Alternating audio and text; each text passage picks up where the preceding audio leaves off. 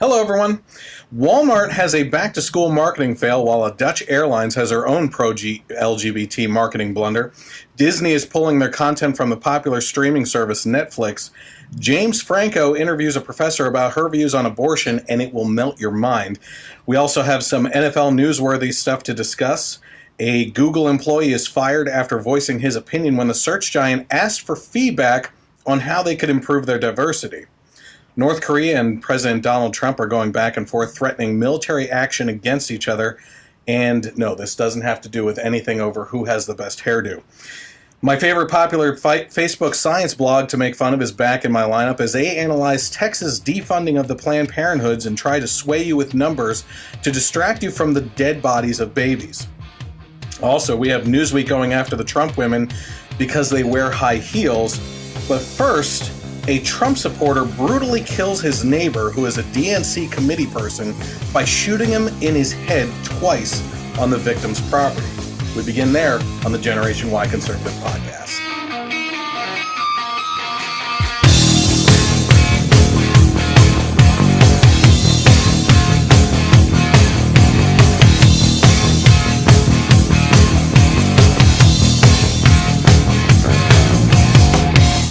Hello, everyone. Welcome to the Generation Y Conservative podcast. I'm glad you could join me tonight, where the truth matters more than agenda. I'm joined tonight by Ben, who has been with us before for the Nerd podcast was one, and also we actually shot one at your own bar in your basement. Yes, fun. When I was in the process of moving and everything. If you're watching right now, you're probably tuning in on YouTube because this isn't a live web stream like I usually do during the week, unfortunately for this week, but we do have it on YouTube. You can find me on Facebook by searching for the Generation Y Conservative. You can hit like on there and then go to the notification bar and get notifications so that you do know when we do go live during the week for the podcast, so you can get it behind the scenes and kind of interact with us and give comments, questions, and everything else.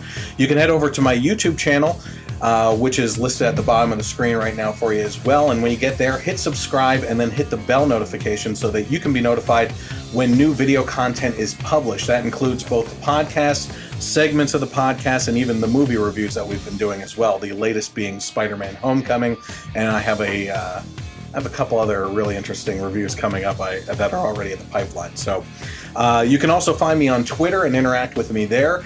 It's also at the bottom of your screen right now. It's at Gen Y Conservative without the E on the end. So this month's Spotlight charity, as we feature one every month and go into details on it, is called Feed My Starving Children. It's a charity that was recommended by one of the Generation Y Conservative followers, and this charity aims to feed starving children around the world, as we have talked over the last 2 weeks about. But while you're on their website, you can actually check out, they have something called a mobile pack event, and you can actually host one of these yourself.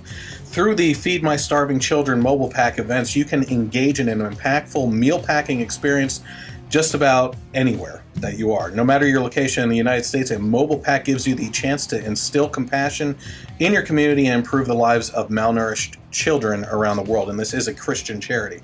Here's what it takes to hold one of these events. At least 500 volunteers.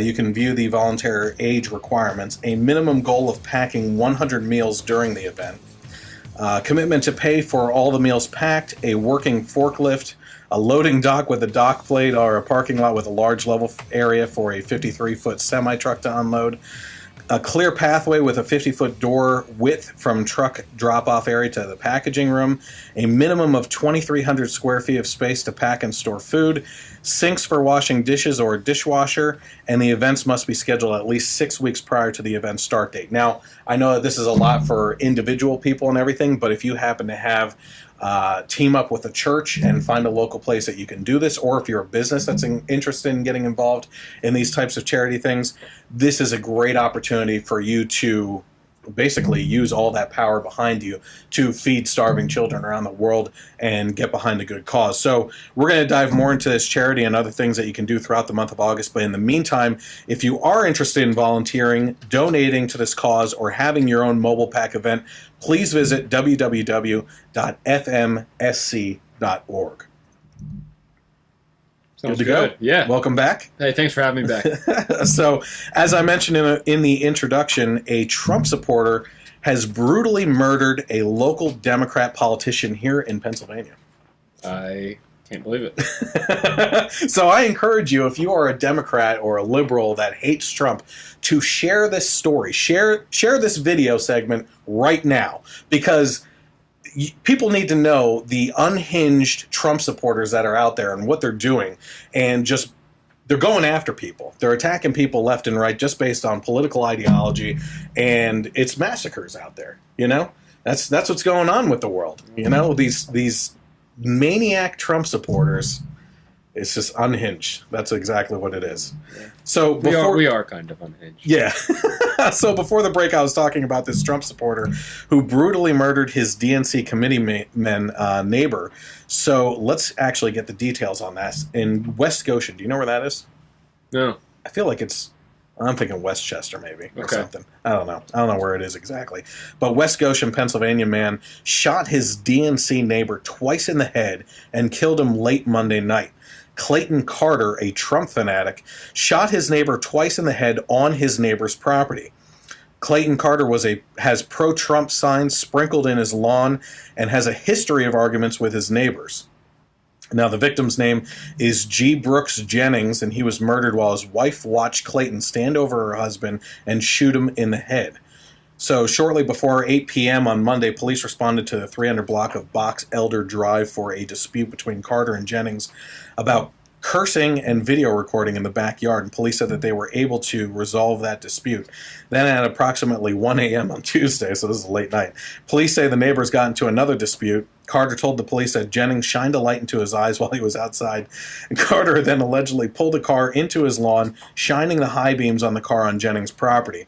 Carter, who is the Trump fanatic in this one, allegedly retrieved a .38 semi-automatic handgun from his house and confronted the victim again outside.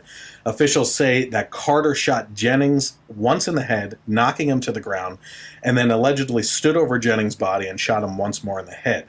The victim was on his own property, the police said. Sounds like an episode of Cops. Yeah, seriously. Actually, you know really what? Does. So I'm going to go off topic for a second here. No lie, this is within 3 days span. I was talking to my wife about when we were in, let's say, the 80s and 90s. Yeah. That cusp, right? What was one of the types of shows like this that you watched all the time? Like this? Yeah. Oh, shoot. I don't know. Unsolved Mysteries. Oh, yeah, I watched that all the time, right? So my wife was like, it came up in conversation somehow, and I said, I wish that was on like Netflix or something, like all the seasons, because I would watch it all again, right? And she's like, that show gave me nightmares, and especially his voice, the host's voice, like haunted her, right? So no lie, it was the next day or the day after it shows up on Hulu. Oh, really? So I'm like, grab the kids. She's like, don't you dare show those kids this. I saw an advertisement for Cops on I don't know if it was USA or something. Someone's advertising that they got new episodes again. I was like, yeah? Maybe I'll tune in. I mean, you got to love it. I mean, this does sound like, please come over, resolve the dispute, neighbors stay up till 1 o'clock. Nothing ever good happens past 1 exactly. o'clock. Unless you're paying for it. Yeah. No comment. And, it's a sad situation. It's like Lawnmower Steve. Did I ever show you those videos? No. I know my rights. Oh, yes, I've actually seen that one. That's good. So anyway, the victim was on his own property, the police said. Jennings' wife allegedly heard the first gunshot, then saw Carter stand over her husband as he fired the second shot. So, pretty bad situation. So, very bad. Essentially what happened here is this guy, they had their dispute. The pro-Trump supporter guy, this fanatic, unhinged right-wing extremist, shoots the guy from his property, walks over, and then stands over this guy on the other guy's property and shoots him right in the head in front of the wife, right? Yeah. With all that being said, this story is actually completely backwards. And the details... Fake news, Chris? It's fake. Fake news? It's not exactly fake news. It's backwards news. Backwards news. And the reason is, the truth is that Carter is an anti-Trump leftist with a lawn full of hateful signs that blast the president, and who ended up shooting his GOP committeeman neighbor. Now, why did I do this? Well, number one, we spent since the election, watching news story after news story of faux Trump supporter attacks that turned out to be false. But what happened?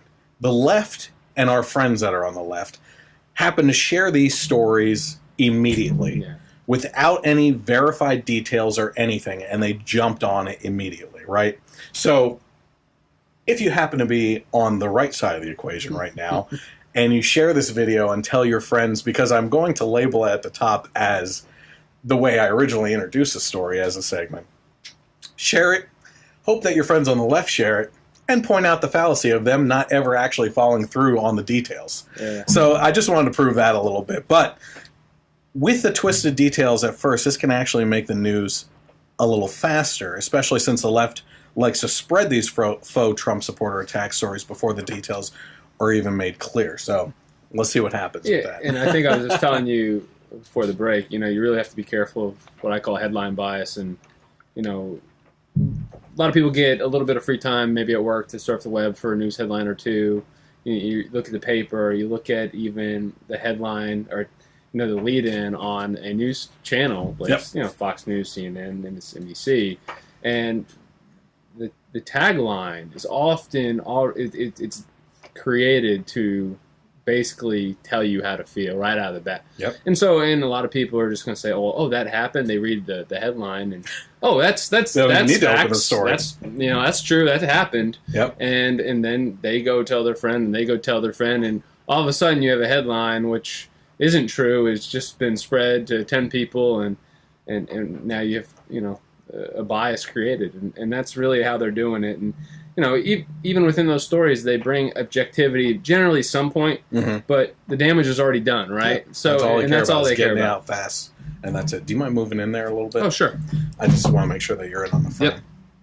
Okay, so let's head over to Newsweek. I know that this probably sounds like a stupid overall story and everything, but I think it points out the desperateness of the left in the media right now to find things. I mean, did you hear, it was a couple months ago now, they actually made a news story of Trump getting 2 scoops of ice cream or something like that. I did hear it. I mean, it's ridiculous what they're going after all the time. And they equated it to some kind of power thing that he likes to show his dominance over the people around him by his domination, apparently, of the ice cream Look scooper. Look at this SOB. He got mint. He's all he's thinking about is the green. When in fact, everyone there can ask for more, right? He just likes 2. So anyway, this sounds like us, right? We would go for 2 scoops. I'm pretty sure maybe 3. That's I'm a fat guy. I mean, come on, that's an appetizer for me. Let's get warm up. So this writer for Newsweek, her name is Nina Burley. She published an article entitled Melania, Ivanka, and Ivana Trump Wear High Heels, a symbol of everything that is beautiful and horrifying about them. I saw a headline about Trump wearing heels today. Donald. So apparently this got spun, and they're talking about Donald's heels on his dress shoes now. So I don't know how that fits into this, but they're apparently building on some crazy story about heels. So, oh boy! Yeah. So here's some excerpts from the article. So sure are they of their footing that the Trump women rare political mountain goats, never even look down for obstacles that might break up their gait or send them sprawling. Toes pointed like ballerinas in them, they stroll from the tarmac to the Wailing Wall, across the spongy White House lawn to Marine One, click around the halls of Congress, and ascend rickety risers at Make America Great Again rallies in Youngstown. So, right off the bat, equates them to goats. Right? Can I just say, I think the fact that women who wear heels are extremely talented, just that they don't fall on their faces all the time. I mean, there's a talent there. Yeah. There's definitely a talent. It takes concentration, and then, the uneven footing or grass, and not even looking on the streets of New York and walking over those grates. God forbid they have to rush a little bit and they're going the fast patter stuff into the heels. I mean, it's impressive. It is, I agree with you. So this person, Tally, believes the Trump women favor high heels because they were trained young in the rigor of wearing them and because they look good.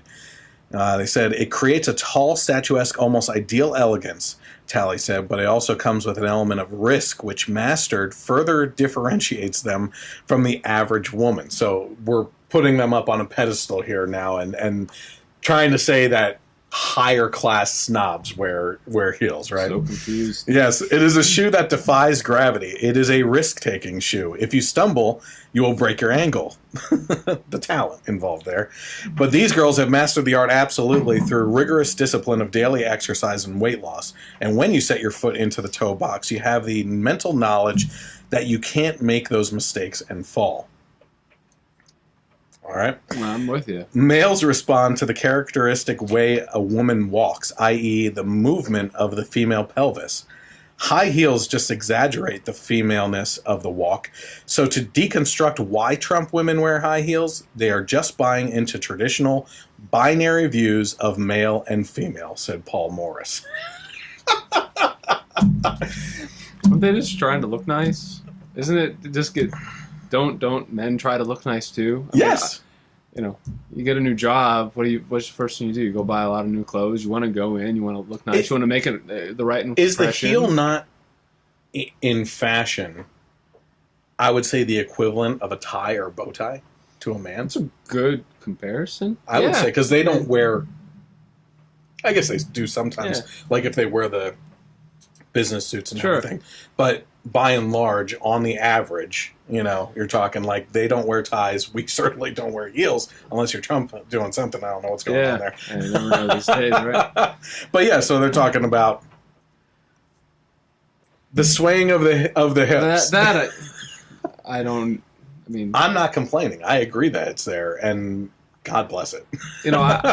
My wife always tells me, it elongates the calf, and that's the, it actually accentuates it too because they're forced to, their muscle moves up in their calf to show that off. Yeah, and I think it helps, them feel good about the dress they're wearing, and so it's not that they're just using it to objectify themselves, but it's somewhat to help them feel confident about themselves too. So I like what you're talking about there because I think that there's a difference between that you can tell the difference between women that are wearing it to wear it to prove something and those that are confident and comfortable in them. Yeah, right? You're right. There's an angry walk when you're not really comfortable. Yeah. It's like the angry stripper walking, with the limp kind of.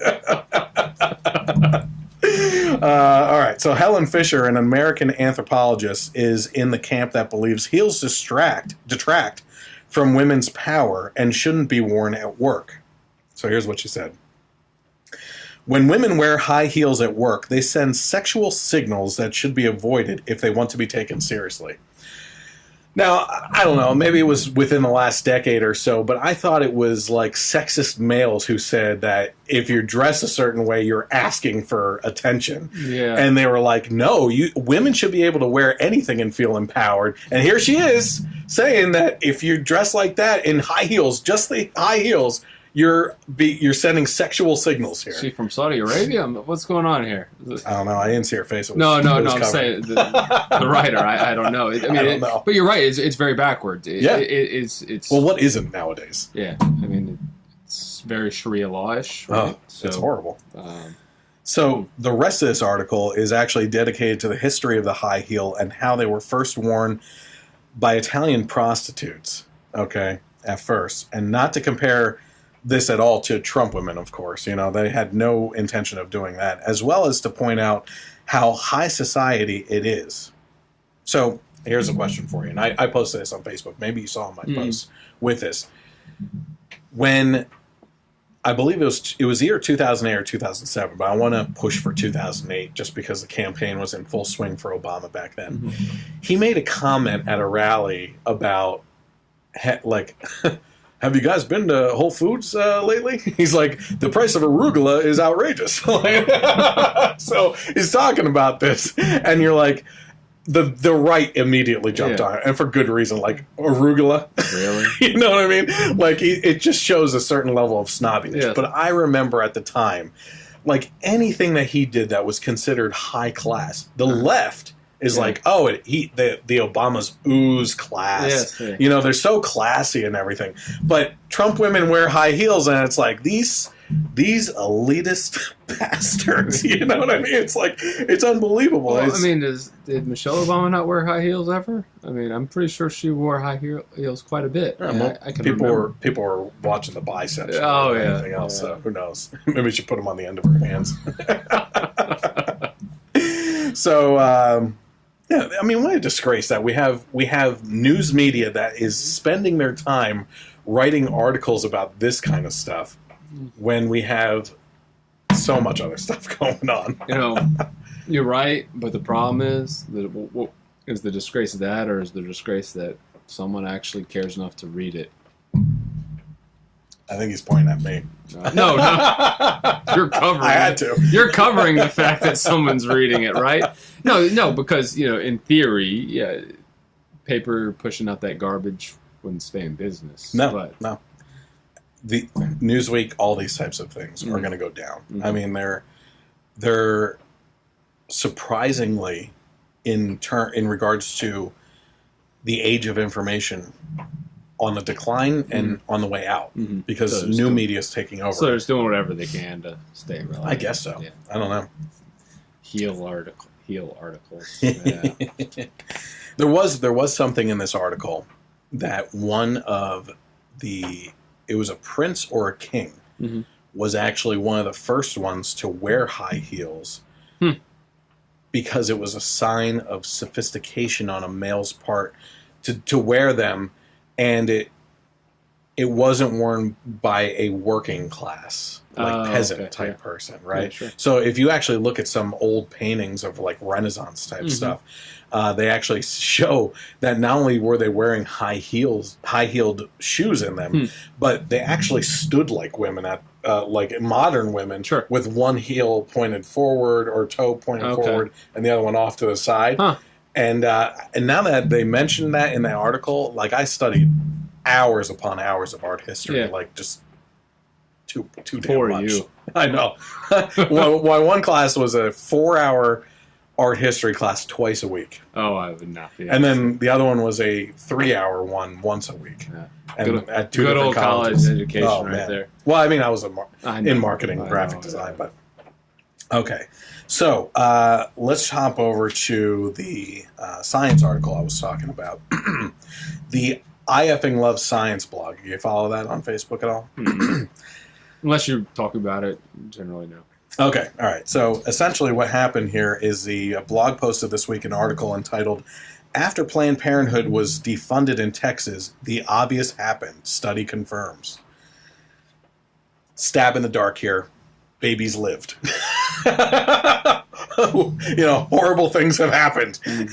So in Texas, up until 2011, there had been an impressive progress in tackling teenage pregnancy. The teen pregnancy rate fell by an impressive 44% between 1988 and 2011. So the question is, why is this impressive, right? Because essentially what they're saying is that pregnancies didn't go down because of Planned Parenthood being defunded.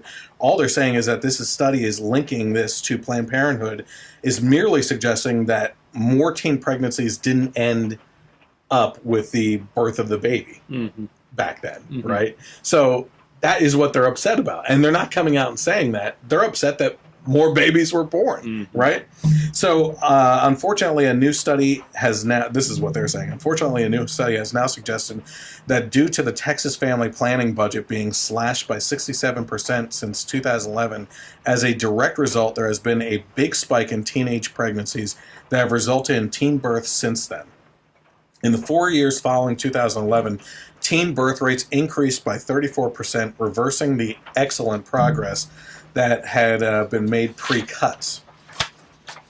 Now, this study was actually done by Annalisa Packham of Miami University, and it reveals that the cuts have resulted in over 80 clinic closures.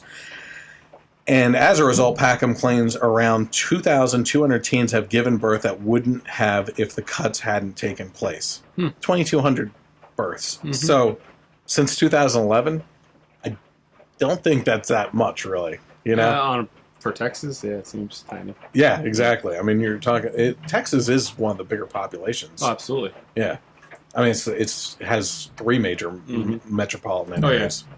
I think it's second only to California. Yeah, it's up there. Yeah, I think you're right.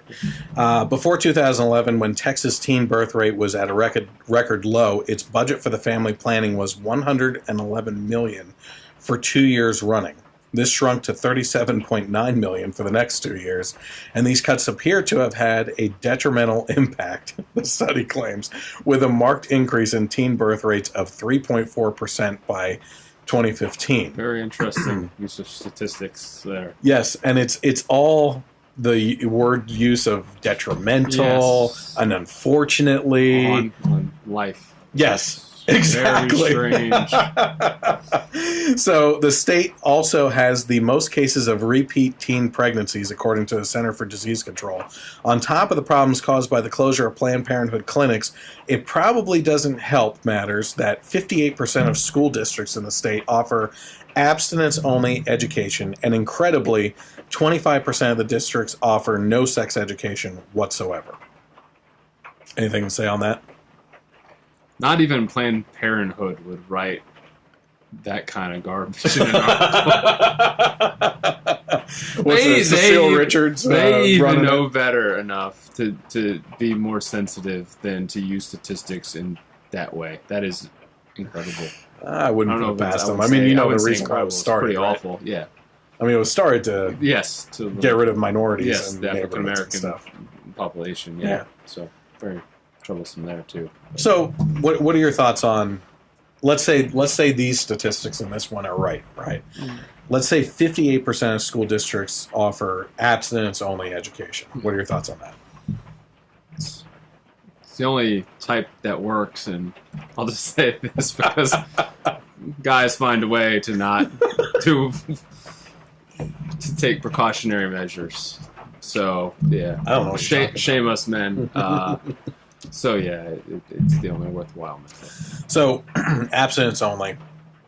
Yeah, you're absolutely right. Yeah, I've always taken issue with this because do I believe that you should?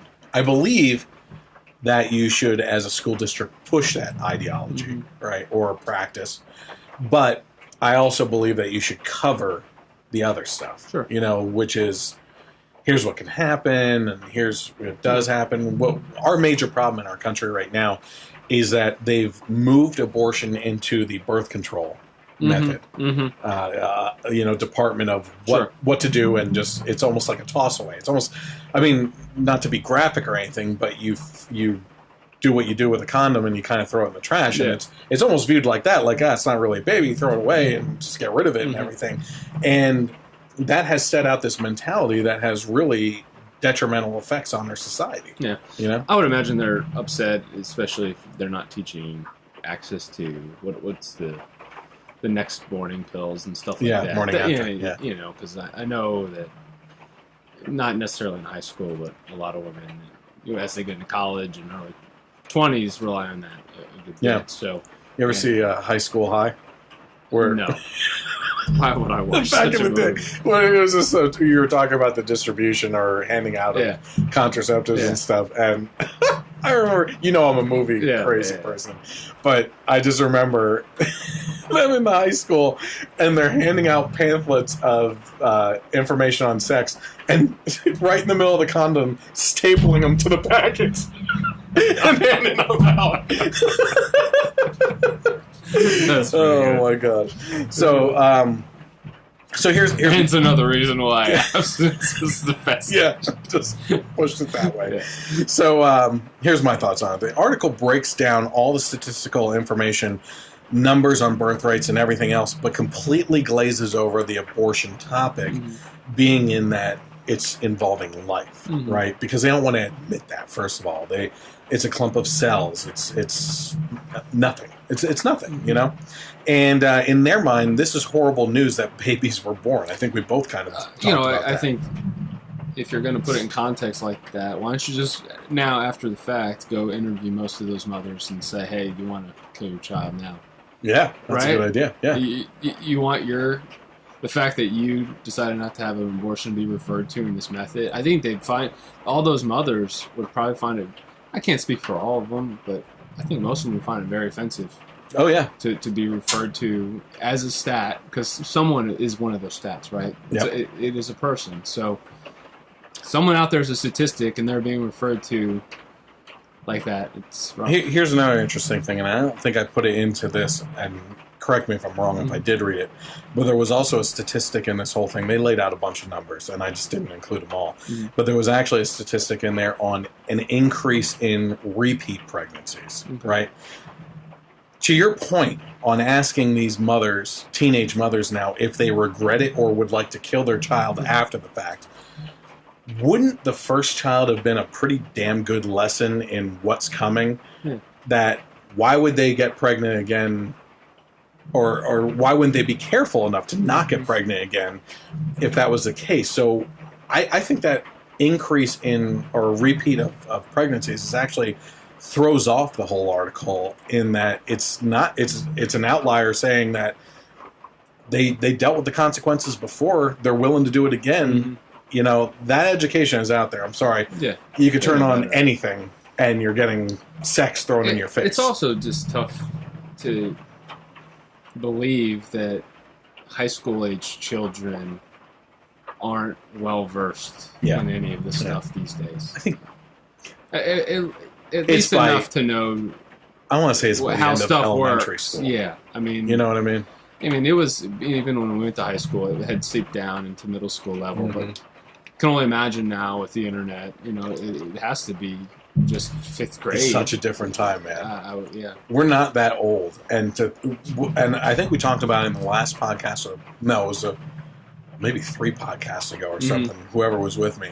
But it's an interesting whoever was with thing. you, he didn't mean to offend you, but not remember. It was probably Mike. Yeah. But I'm just messing around. But essentially, it's that our generation is the analog to digital generation, right? I mean, we grew up with our friends' phone numbers memorized. Yeah. You know, and we could dial it on there and everything. And we grew up, you know, you had to tune in at a certain time to catch your TV show.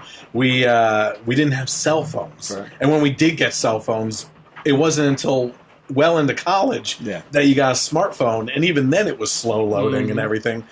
And it's just that we were the generation that really could master the difference and know the dangers of the digital life.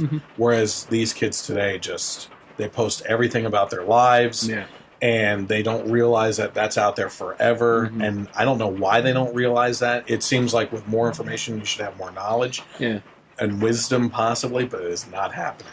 I mean, as parents, I think you have to use the periods where information comes out years later as teaching lessons. This, you know, if you want to be into politics or you want to be very successful in a major corporation or you want to work in government, I mean, you don't have a lot of leeway because there's someone out there with an agenda once you reach a certain status to just destroy you. They don't need to know you, but based on what you believe, they're going to try to destroy you. And so you have to be extra careful. So it's just you have to use any kind of teaching lesson you have through kind of some of the news events, I guess. Yeah, absolutely. Yeah. You know, I was talking before about how much I like movies and everything. And a movie, if I haven't mentioned it before on the podcast, that everyone in our generation should see, and anyone becoming a parent should see, is Disconnect. Okay, and it was the guy in it is the main guy from Arrested Development. Okay, I forget his name. He was in Horrible Bosses and everything too. So it's one of those types of movies where there's a bunch of stories going on at the same time and they're all linked at the end and you don't find out until the end and how they're all linked, but it's all dangers of this new internet age and, you know, cyberbullying to kids and what that can do to them and people being defrauded on the internet and their money stolen away from them and everything, not by a prince anywhere or anything, but very great movie to watch, and it like spotlights a lot of dangers that are out there that people don't realize. Check it out. Okay, so while we're on the topic of abortion, James Franco, you know who James Franco is, right? And his co-host. I love the interview. Did you see this? No, I love the interview, the movie. Oh, yeah. It's relevant right now, so maybe that's Trump's Baby, you're a firework. Maybe that's Trump's plan, and that was very good. 2 good impressions today. So James Franco, he has a co-host, Elliot. I don't know anything about this Elliot guy, and this is the first time I'm actually seeing his YouTube channel. Oh, he's a channel. Right. Yeah. It's their YouTube channel is called Philosophy Time.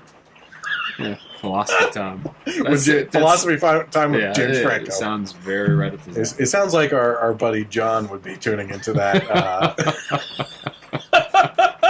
with a little something extra to accompany him. I already knew. Yeah. So on their YouTube channel called Philosophy Time, they spoke with, or at least listened to, and gave very funny facial expressions to a Liz Harmon of Princeton University as she addressed her leftist views of abortion, and it's going to make your head spin. So let's take a look at that right now. I guess we're going to talk about abortion and early stage abortion. Yeah. Okay. So let's talk about it. All right. So in some of my work, I defend a liberal position about early abortion. So I defend the view that there's nothing morally bad about early abortion. So a lot of people think, well, it's permissible to have an abortion, but something bad happens when the fetus dies. And I think if a fetus hasn't ever been conscious, it hasn't ever had any experiences, and we abort it at that stage, that actually nothing morally bad happens. And this view might seem unattractive because it might seem that it dictates a cold attitude towards all early fetuses. But what I think is that actually, among early fetuses, there are 2 very different kinds of beings. So, James, when you were an early fetus, and Elliot, when you were an early fetus, all of us, I think that we already did have moral status then. But we had moral status in virtue of our futures, in virtue of the fact that we were the beginning stages of persons. But some early fetuses will die early in pregnancy, either due to abortion or miscarriage. And in my view, that's a very different kind of entity. That's something that doesn't have a future as a person, and it doesn't have moral status. You laugh at it in almost like a nervous laughter way, right? So essentially, let me just break this down in the quickest way possible. She's talking about moral status as a person, right? Mm-hmm. And what she's saying is there's a difference between those that are aborted and those who aren't, because those who aren't aborted have a future and therefore have a moral status in life. But the reason why people don't have a moral status in her mind for fetuses is that are aborted is because they have no future. So she's splitting these 2 people up based on the act of abortion itself, on who has and who has not a moral status. All right, so at least I know I heard it right. Yes. I think it's amazing that you figured James Franco couldn't be shocked. He's probably been through it all. And then you see his face. Yeah, and he's like, this, even for me, this doesn't work. And that's just a part of the interview. You watch the whole thing, and he's just like, yeah, really? Is this what he barely says a word throughout the whole thing, because I think he's just mesmerized that he's listening to this woman say these stupid things. I mean, he was probably assuming that, she was going to come on and defend the time of life, right? Is it a heartbeat? Is it this, that, or whatever? Right. He's like, that's a pretty normal argument from someone. Bring on your leftist views, please. Yeah, but she came right out of. I don't even know. How to describe what she said. Is it not one of the most amazing things you've ever seen? Because I've heard, of all people, the one who, and I've argued abortion many a times from all different angles, especially with my family history and things I've encountered that have shaped and molded my view on abortion. I felt I had seen it all. Mm-hmm. I've heard every excuse in the book. This blew my mind. I had never heard this type of asinine argument before in my life. Mm-hmm. It's amazing. It's almost like there's some kind of what's the term I'm looking for? It's almost something like some kind of what they call manifesto, some kind of destiny that it's not it's moral to abort because those babies didn't have a destiny, and Right. it Okay. was Yeah. I see what fine. you're saying. Yeah. You weren't. It would have been bad to abort you because you had a destiny. I Yeah. mean, it is bizarre. Yeah. It's really bizarre. It's up. Yeah. Is all there When I is was to it. watching it, I had to bite my tongue. I was like, this Is really yeah. effed up.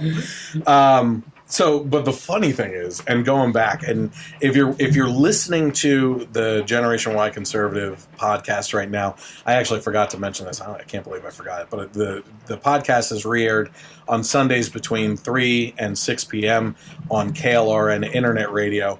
And they have also put me on the iTunes. So if you happen to be listening to the audio podcast and you haven't seen this video, please watch this video and see the facial expressions of James Franco and this other guy who looks like a liberal elite to me, like a Starbucks drinking, scarf wearing, beanie, MacBook type person. You know what I mean? But when you're watching Franco's face, I mean, it is straight out of like one of his Seth Rogen movies with him, like them just smoked out of their mind trying to make sense of something nonsense that they're listening to. He's probably like, I I need to go smoke some more.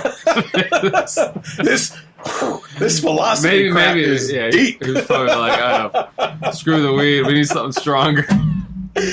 Oh my gosh! Bring the shrooms. Anything else you have to say about this? I mean, this woman. So here's another thing about her, and I should have wrote down the exact details. She is a professor at Princeton that teaches a class on ethics and morality. That makes honestly now it makes a lot more sense to me. No, it really does. Okay. Only someone who has formulated that. No, only someone that thinks extremely highly of themselves could come out with that crap. Oh yeah, and say it with a straight face. Yeah, or go on a celebrity show and say it to everyone. It's insane. It is. But the only people that would do that are generally professors that think they are blessed and have some next level mental capacity that apparently we don't have. And I wish the full video is 5 minutes long, and I encourage everyone to go watch it because, again, James Franco says literally next to nothing throughout this whole time because he's just in shock by what she's saying. And the best part is she can tell that they're shocked, and she just keeps like smiling and you probably don't. She's understand like, this worked on my class a bunch of times. Yeah, well, they eat it up. Right. All right, kids came out of there. They're like, we need to go smoke. Here's a topic I know that you can get behind. Okay? All right, or not necessarily get behind in that it's good, but that we have stuff to talk about. All right, okay.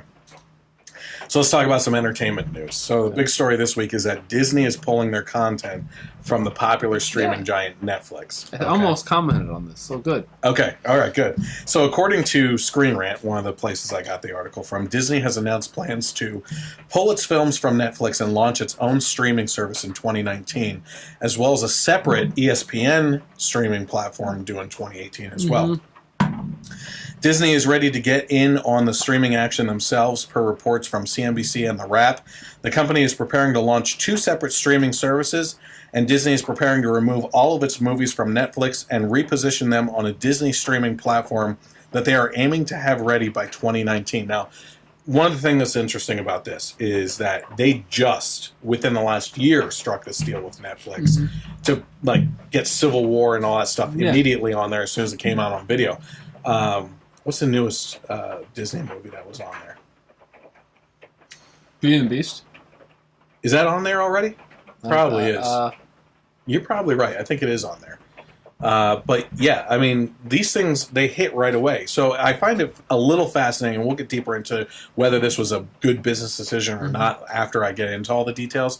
But I find it fascinating that this deal was just recently struck and that they're already considering their own streaming service and everything. Let's see. Disney is also working on a standalone streaming service for ESPN, and that service would potentially offer live streaming of games from the NBA, MLB, college sports, and tennis, as well as bonus sports-related content. Disney CEO Bob Iger, I think it is, released a statement that laid out Disney's vision for its streaming future. This is yet another blow to Netflix, which has begun shedding much of its film and television catalog to big competitors like Amazon Prime and Hulu, as well as more niche upstarts like BritBox and CBS All Access. Netflix has attempted to offset this decline in their catalog by producing more original content. So, what are your thoughts on, first of all, is this a good business decision? I was really interested in the topic because it was really curious and made me think a little bit, about maybe the next 5 years of media. So I thought that was really fascinating. I know what your initial take was, that you thought it might be a bad move for Disney. I think I'm on the other side, though. Okay. And one of the reasons that I didn't get into the article, a headline snapped. Yeah. You manipulated my thinking in that instance, and I walked away. Anyway, the ESPN thing is a major piece. Yes. ESPN is the piece that drives standard cable costs. It's the most expensive component to any cable package. It's also because sports are a live entertainment, generally people don't want to watch them in delay. It carries that premium value. They have Monday Night Football. They got all the, Sports Center is just generally, for people that don't want to do the news, it's the next go-to, right? Yeah. So for just having on. But even you would admit, being that it is this type of podcast, I just want to offshoot in a different direction real quick. Very left-leaning on ESPN. It's gotten worse. It's gotten worse since Disney became a more prominent name in the ESPN ownership. Yeah. I don't think it was immediate, but and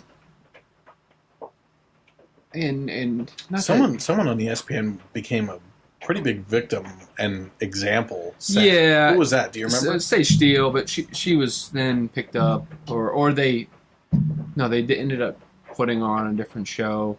There's been a couple situations. I don't think they go overboard on the politics side. I'd say more on the radio side, people are allowed to have a little bit more free opinions. Mm-hmm. Commentators, a lot of the personalities are allowed to say a little bit more on social media.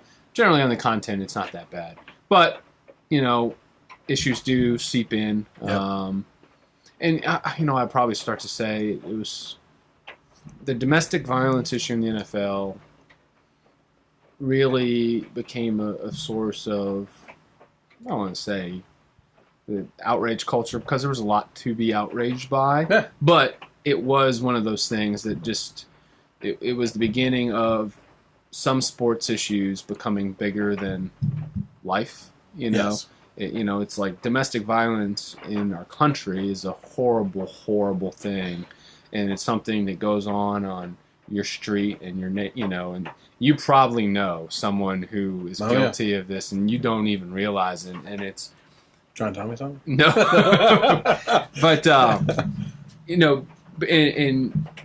we don't care to kind of go explore that avenue. You're trying to say they are pushing this like it's a lifestyle of these players. Yes. And like people are trying to make it out like they're the only people that are guilty of this stuff. And when they saw how much that issue, I thought, got them coverage, that they're very keen to jump on these borderline social/sports issues, and they'll play them to death. Yep. And we could get into the Zeke Elliott thing that just came out. Well, we'll do that when we get to that. But it does tie into that. And because, that came out at 12 o'clock today. I got a text message from my buddy at 12:15. I don't even know about it, so I'm going to leave that topic to you. Then it dominates coverage. And, it's an awful thing, regardless of the facts, if it happened or didn't. But that's gonna be their news coverage, and it's a Dallas Cowboy issue on top of it. So it's gonna make their money for 2 weeks. Yeah. Okay, so I'm gonna reel you back in here. Why do you believe that this is a good business decision? All right, so college on the part of Disney. All right, so live sports, college football, NBA is back into the center spotlight. As far as just the superstar factor, the Warriors, Cavs, some really big names driving the sport again. Monday Night Football, like I mentioned earlier.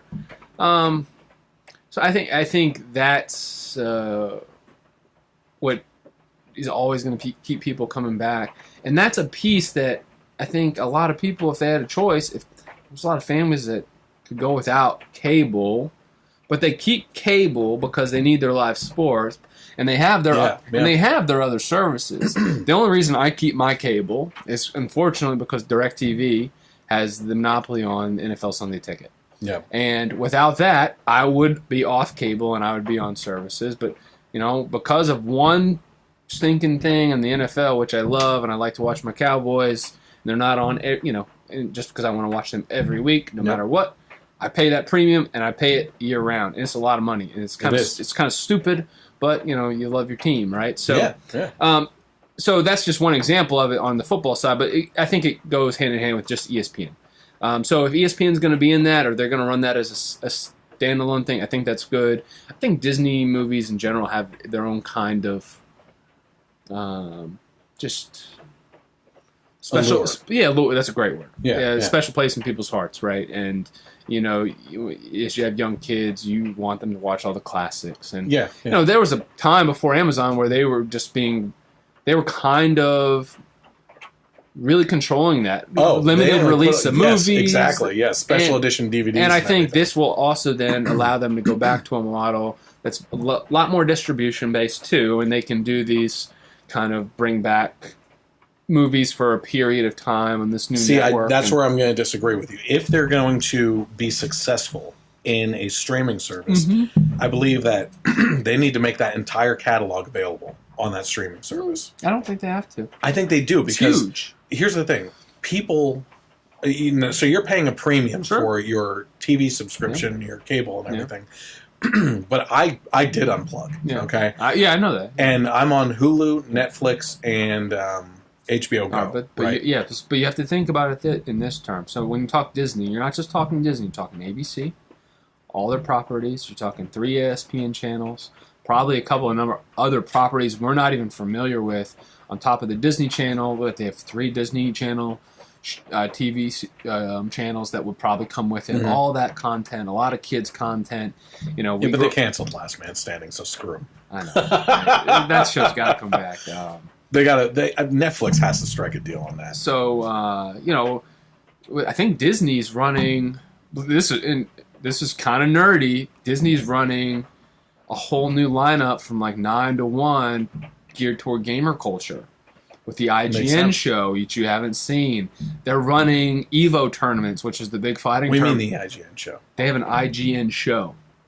Like in coordination with IGN, or do they own IGN now? No. So IGN makes a daily show that covers games. So they have all this. They cover the Evo tournament. They cover, which is the big gaming or fighting game tournament in Vegas that goes over Street Fighter, Marvel vs. Capcom. I was getting to watch a live tournament. Me and my wife kind of likes to watch Street Fighter too. She's like, "Oh, I remember Street Fighter." Chun-Li, I am. He's a lucky guy. And she's like, "Oh, let's watch a good woman. Let's watch some Chun-Li." And she's like, "Fine."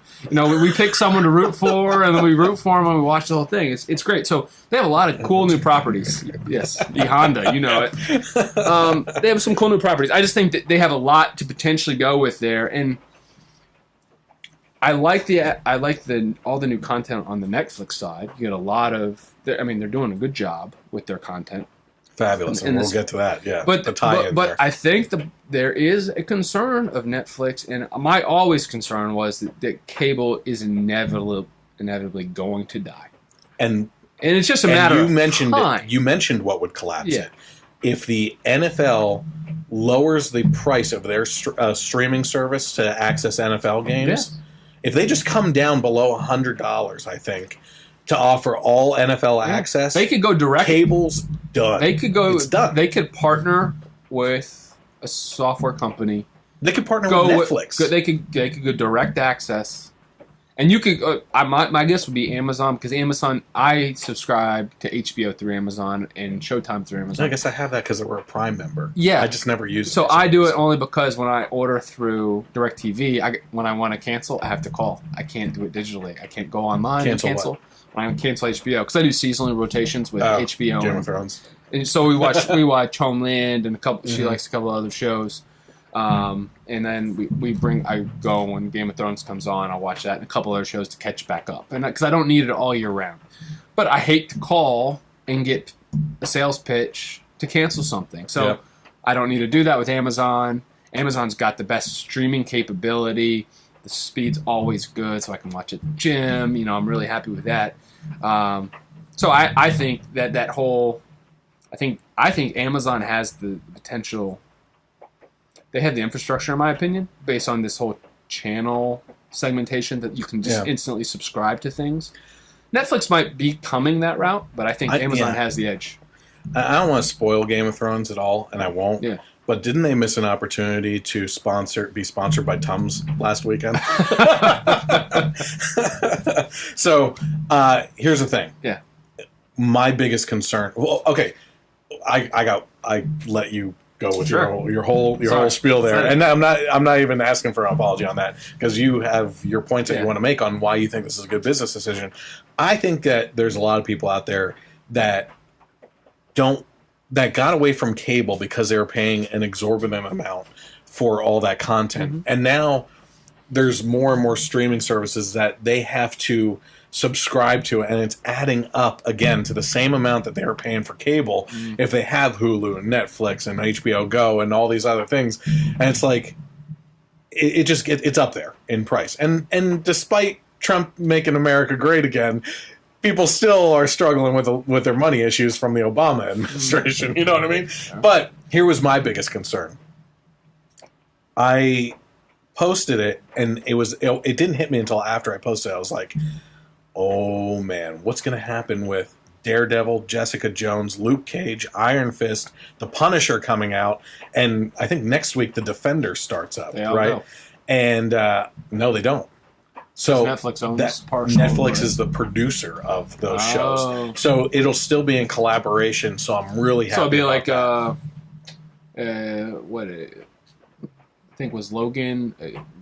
Logan was a Fox owned but Marvel produced thing, so it's going to be like that. Yeah, until it's a little muddy, but and that's contract. And there's no way that Netflix lets that go. No, they'll hold that. Yeah, so I'm really happy about that. I'm so excited about the Defenders coming out. I've watched all. Have you seen all the series at all? No, I have not up to date on Luke Cage. Oh, that's my second favorite. I did not watch Iron Fist yet. So. It had bad reviews, but I got through it and I thought it was entertaining. I don't think it was the weakest of all of them.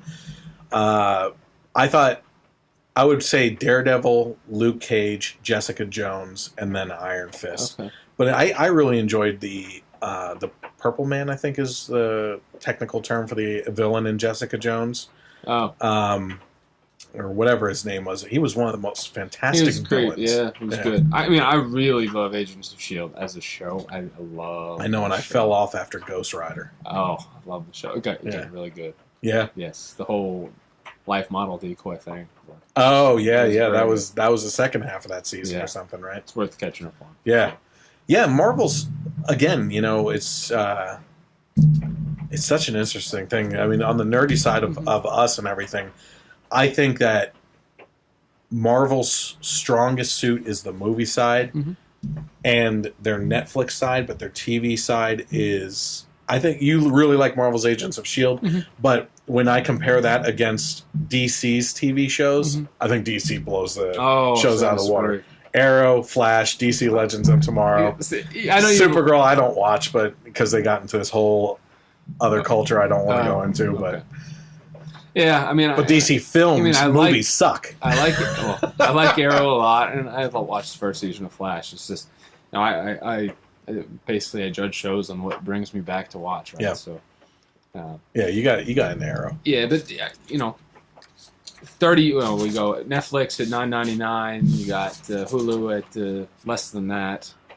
Amazon Prime factored in by a month less than that. I mean, you're still 3 services plus internet, which people would have to have anyway. Exactly. Yep. I mean, so just take that out of the equation because you have to have that no matter what. Whether you had cable, most people are still going to have the internet too. So, I mean, you're talking $30 versus my standard cable bill is $103. Right? Yeah. So they got a ways to go before I think services start to add up past what cable costs, and particularly like a DirecTV, which can be very, very pricey. August 26th. Oh, McGregor? Yeah. Yeah. I'm looking forward to it. Yeah. I got to find somewhere to watch it, but You know where it's going to be, man. Come on over. Okay, so you know this, and I even mentioned it earlier, but I have a marketing background, so I enjoy stories of marketing fails and everything. Okay, and I'm going to throw it the image up on the screen here in post production. Yeah. But there was a marketing fail in the case of Walmart this week. Oh yes. Okay, in Indiana, Walmart has apologized after a photo went viral showing a sign on a gun display that read, "Own the school year like a hero." Okay. So Walmart's corporate office said the store has taken the sign down, and the office apologized over Twitter after users tweeted the photo at the store giant demanding answers, according to the New York Daily News. And one of the tweets said, Walmart wrote this. "This really isn't acceptable. The sign's gone, and we're looking into how this could have happened." Now, you actually had a little bit more insight on this, and probably just from passing by the sign. But where did you say the sign should have belonged? Oh, I thought it was because of something to do with a hero. It says, "Own the school year like a hero." Yeah, so I remember the Walton Walmart commercial. I believe it's Walmart. It's got a lot of kids that start out as superheroes of all kinds. I think it was Transformers, Power Rangers. Probably Marvel guys. All your Avengers and your DC. And they all start walking, but probably like the backpacks with the stuff. And they turn into the kids, and they got the Captain America shirt with the shield and stuff like that. And I maybe if I'm wrong, that was the slogan, something like that. My guess is it had something to do with that. It's an accident. If it's an employee thing, I think it's an accident. My guess is, where was this at? In the South? Because my guess is a couple of knuckleheads say, "Hey, let's go make a joke." And after reading the news story, after talking to you, because that really concreted something in my mind. And when you're looking at this picture on the screen here, it's actually it's not a hanging display, right? It's like one of those bases that you put the sign into. And it's probably like movable. Oh no, it's just a cardboard. It's sitting there. So I'm thinking that was exactly like you said, in a superhero section of kids' backpacks and crap like that, getting ready for the school year. And some prankster just thought it would be funny to throw it up on that and everything. I don't even think a Walmart employee was part of this. Yeah, honestly, because it was very easy to figure out. I mean, they have camera footage. Yeah, exactly. Must have got deleted, but that would be a scandal. But then you got some issues. Yeah. But anyway. It's not, I laugh only because I know it enraged some people and triggered some people. It is not, it's not, oh, that's really good. Yeah, I'm really funny tonight. It's not, it's in bad taste. It is, yeah, exactly. And Leanna May, who posted a picture of the sign, told the Washington Post that she saw the display at a Walmart in Evansville. However, Charles Krausen, senior manager of Walmart's corporate communications, told Fox News that the photo was not taken at the Evansville store. And Krausen said Walmart is actively searching to identify the store that it was at. Many critics said that he evoked imagery of school shootings, obviously. Okay, and rightly so. It's a very bad fail. I believe it was a mistake or prankster, wise and everything. But then again, who knows if there is a sick, twisted individual working at Walmart that did it on purpose. And like you said, it's going to show up on the camera footage. And I hate to say this too, but it's a possibility that someone's serious about it. No, that someone wanted to make a scene or generate or manufacture something to get it out. I mean, it does happen. I mean, it does. All right, I see a sign there. I'm going to go put on the guns, and I'm going to tweet this out about Walmart. And guess what? Okay. I'm going to cause a ruckus because I hate Walmart, and I want to make I have an agenda, right? And I'm going to see if I can get some money, and that goes on. I hope that footage comes out. I think you're absolutely right. They have to find first of all, Walmart has security footage of every single corner of the store, and if you think that they don't have it on the gun display, they're gonna find this person, right? Yeah. So this is a stay tuned. It's got to be a stay tuned. Yeah, I will hopefully try to follow up on this story if more details come out on it. But it's exactly like you said. On the surface, it's funny as a failure, right? But to see it in person, probably not in good taste, which is exactly what you said. So But here's the thing: if it was a Google store, that employee would be fired. In Walmart, they're not going to fire the poor staff that did this on accident. But. So this is another funny marketing one. So according to The Blaze and multiple other sources, the Royal favorite Dutch site, The Blaze. It's the best. Go buy gold. Yeah. Do you have your survival supplies? Yeah, By the way, I hear from Ron Paul all the time. I wish I could do his impression. It's just like a shaky old man voice. voice. Need to practice. It's doable for you. Whenever I think of his voice, I think of the bad lip reading of him. Oh. And I can't even do it. It's just the funniest thing. But, I was listening to Ben Shapiro today, right? And he has actually the #2 podcast in the world, second only to Oprah right now on iTunes. Right? Really? Yeah. Yeah, which is surprising because Adam Carolla and Joe Rogan were always up there. Yeah. Oh, I'm sorry. Political podcast. Oh, okay. That makes would make sense. more All right. Yeah. No, well, Ben was on Joe Rogan's podcast, and I listened to him on Joe's podcast, which was interesting. But Ben today was talking about survival supplies, and I immediately thought of you. I was like, oh, Ben would be turning over right now. And was he serious? It's one of his advertisers. Oh, which is exactly my point that I always tell you, that it's all about advertising, and don't worry about it. For Glenn it is. Show me the money, says Glenn. Yeah, he has his own network. That's how you pay for it. It's not NPR and not government funded, for crying out loud. Whatever you want. So anyway, here's this funny marketing thing. This one was just fantastic. The tweets that came out in response to this. So the Royal Dutch Airlines official Twitter account attempted to show their support for the gay movement, but people noticed something rather ironic about their imagery. So I'm going to throw that tweet up on the screen here. The tweet reads, "It doesn't matter who you click with. Happy Pride Amsterdam," and shows 3 rainbow-colored seatbelt combinations, including 2 female ends, 2 male ends, and your typical boring male and female ends that ironically will save your life. So Ben Shapiro, of all people, actually tweeted, if you use the top 2 seatbelts and the plane has turbulence, you could die. Then we have Sean Davis, who tweeted, "Someone might want to explain to this airline that 2 of these 3 pairs of seatbelts will never actually click." As they mentioned, it doesn't matter who you click with. Jim Treacher tweeted, one of the best ones, "Only one of these seatbelts will perform the intended function. I realize that noticing this means I'm bigoted against the LGBT community." And likewise, this is my favorite. John Groves tweeted, "Hello, stewardess, my seatbelt doesn't work." And she goes, "It doesn't matter who you click with, but I could die in an accident, homophobe." So here's my thing on this. Honestly, I don't care about the messaging.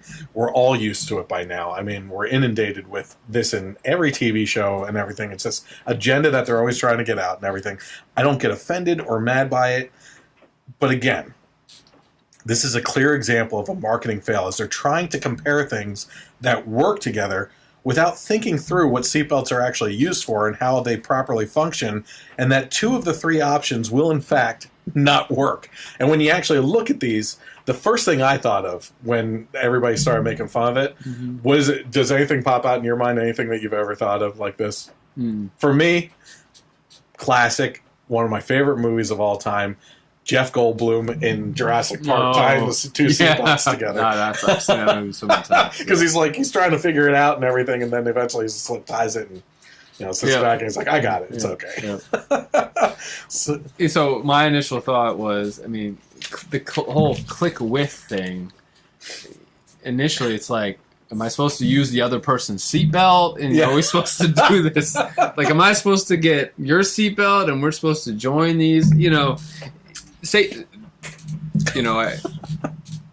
Safety at a lot of companies is a very serious thing that you do not mess around I with. love how you got so serious with your tone there. Well, no, it's, I work for a company that it is number 1. Oh, heck yeah. It's number 1 issue. And I would say that's for most companies, and airlines, I think, would kind of be up there on the whole safety thing. So I would imagine there's a lot of other airline executives and really shaking their heads.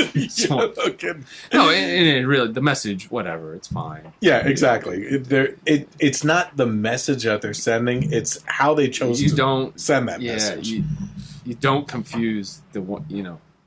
you have one priority message to get across, and you don't start screwing with people's heads. You know. They obviously don't have a proper marketing guru. Oh no, I'm sure they have a very well paid marketing guru from probably Princeton, where that other one. All right, so lives. I'm going to let you take over. Let's talk about the NFL. What is your issue that you wanted to talk about tonight?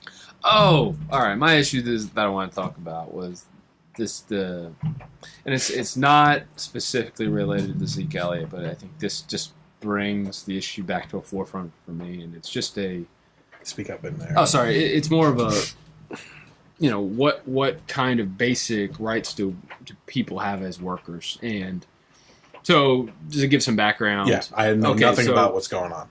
Ezekiel Elliot from the Cowboys, the star running back, was suspended this morning for 6 games. Okay. Wow, that's huge. It's a big deal. Stemming back from an initial incident prior to when he joined the Cowboys, almost college, so he wasn't even on a professional team. Okay. And then a couple other incidents, but not really related to domestic violence per se, just kind of questionable behavior. That happened in 2017. The NFL's new policy, I think, is simply 6 games. It's more just we have a standard now, but you have historical precedent where Ray Rice got 2 games where he knocked a woman out on camera. Josh Brown admitted to abusing his wife over years and years. That's Josh Brown as a kicker for the Giants. The Browns guy. It's Johnny Manziel or Johnny Manziel. Didn't he do something recently? There was some thought that he was in dispute with, I think, his girlfriend at the time, but that was never. Oh, okay, all right. Really came to but light. What you're trying to say, Ezekiel. Right? So Elliot.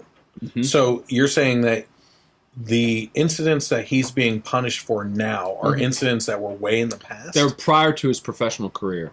Oh, that is BS. And so, the NFL has a very unique situation in that it's, and I guess it's not really unique, but since it's a union, collectively bargained deal. And collective bargaining does allow for, just a different set of standards and rights than, non-union workers. And, they essentially, in a lot of ways, the players have waived their governance over these kind of issues in lieu of some level of oversight by Roger Goodell.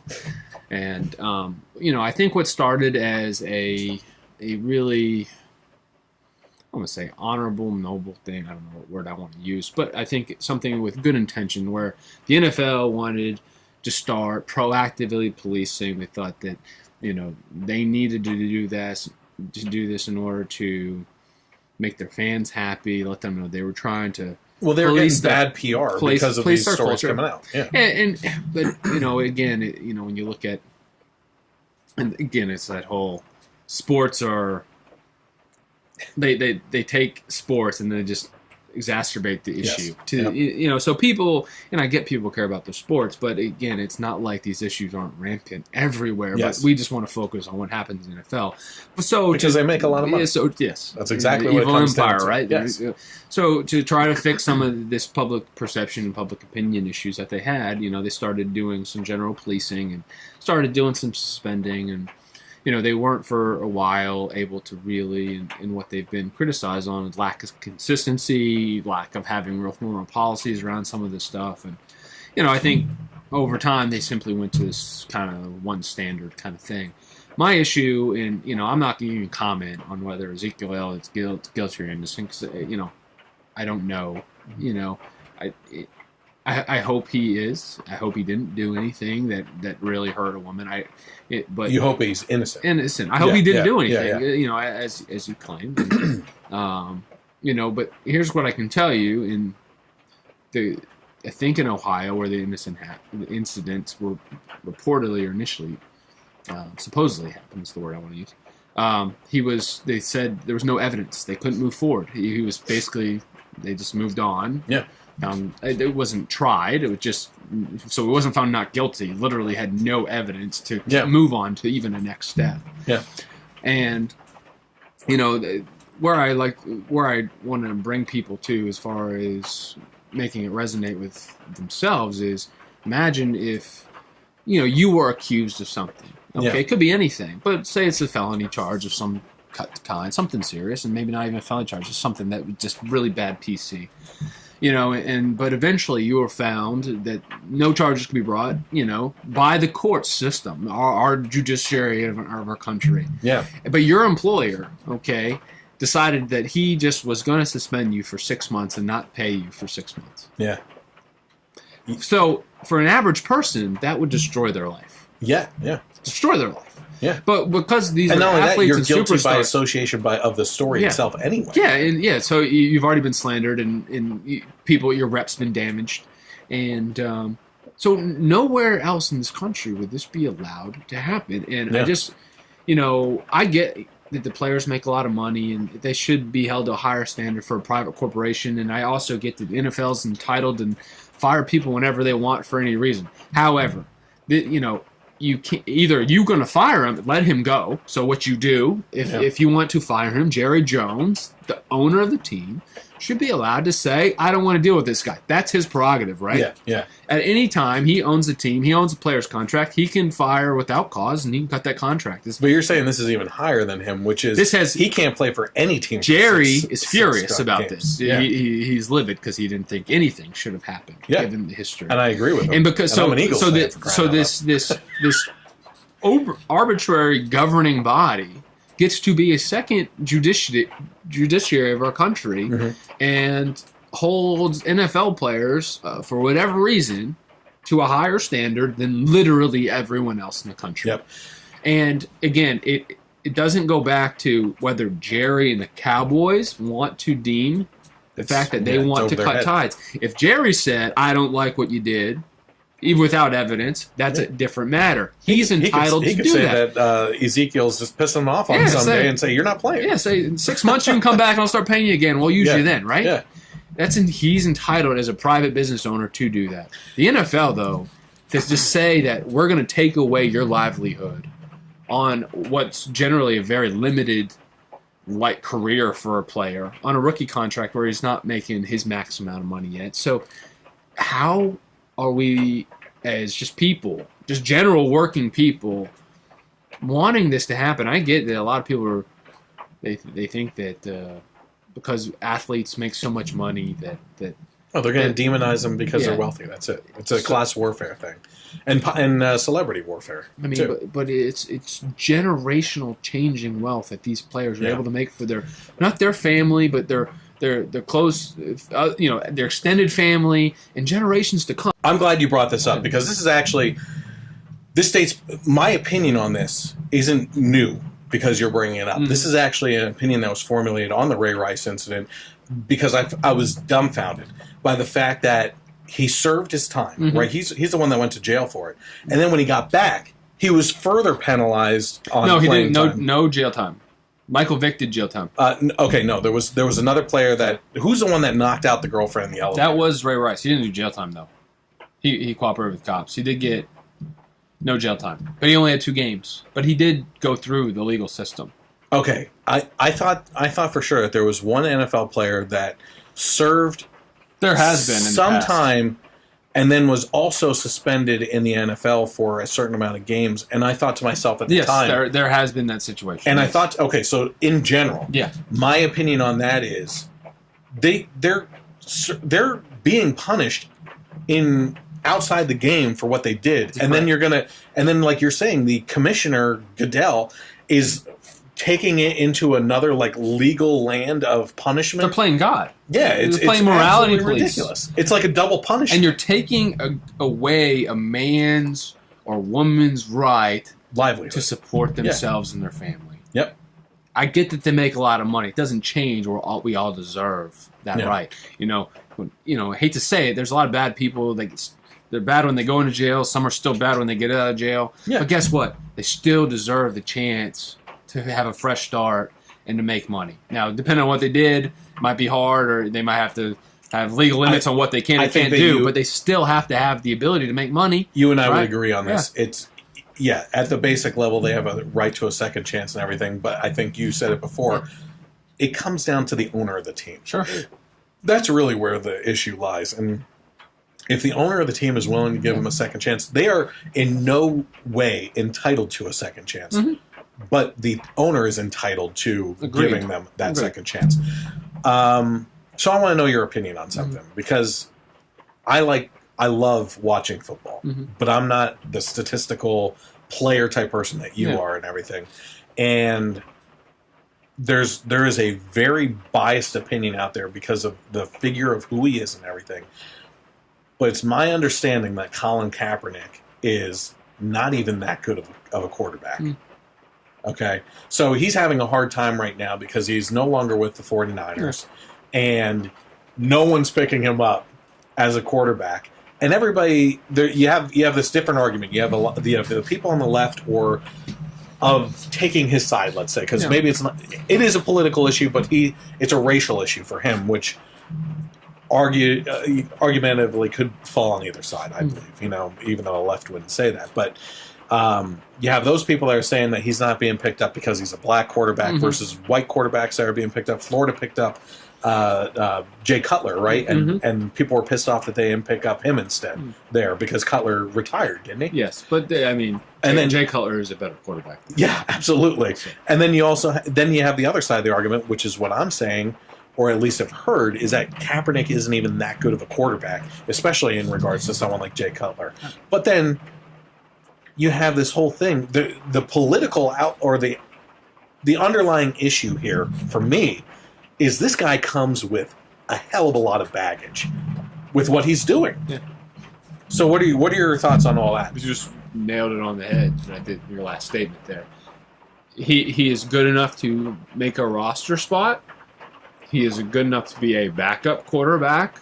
He needs a lot of work. He needs a system that fits. So with that being said, there's probably only a handful of teams where you really would fit into their scheme ultimately long term.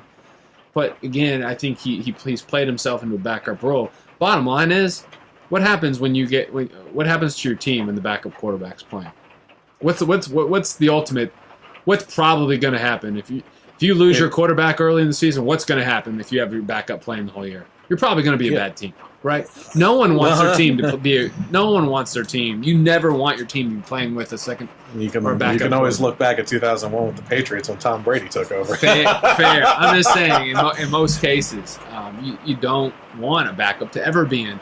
So, I agree. So if that's the case, why do you want?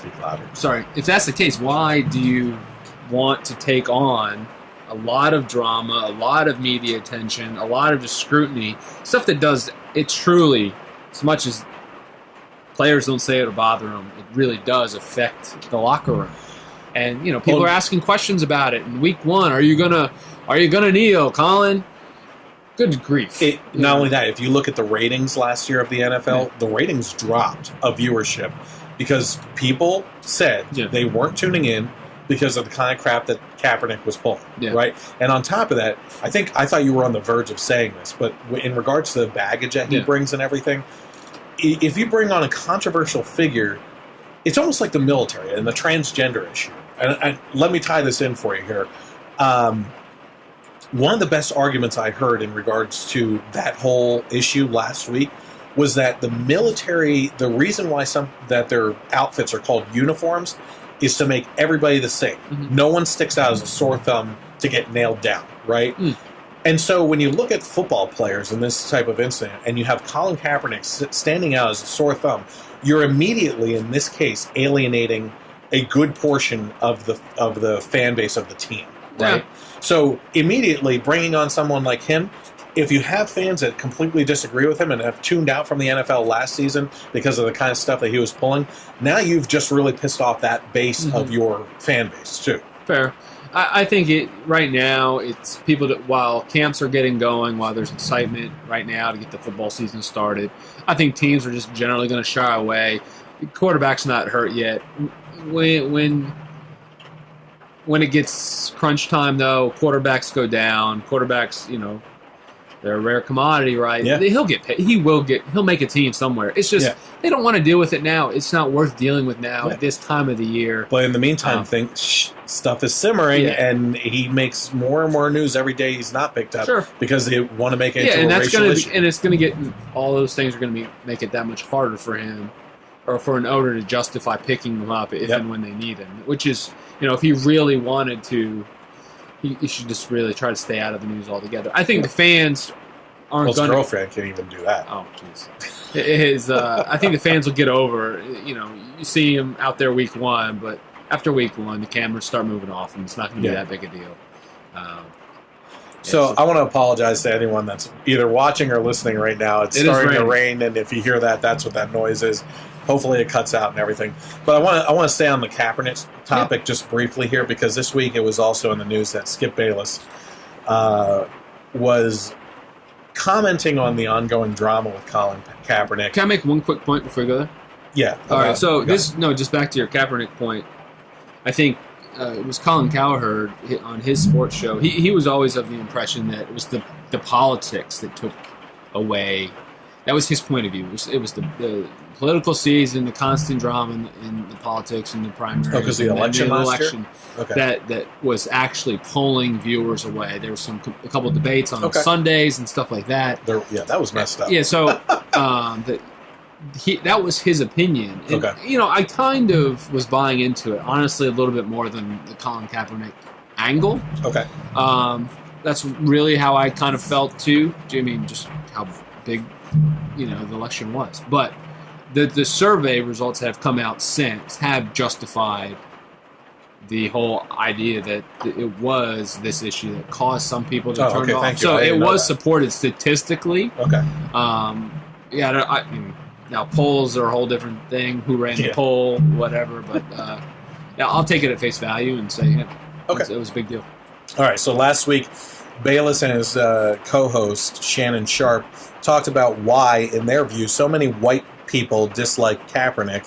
Bayless concluded that most people can't get past the fact that the NFL star disrespected the American flag. He said, most white people deep down know Kaepernick is right. If the black players would unite and say, we will not play game 1 this year, I promise you it would have an impact and would get something done. So, first of all, you don't like Skip, right? And who's the guy that we love?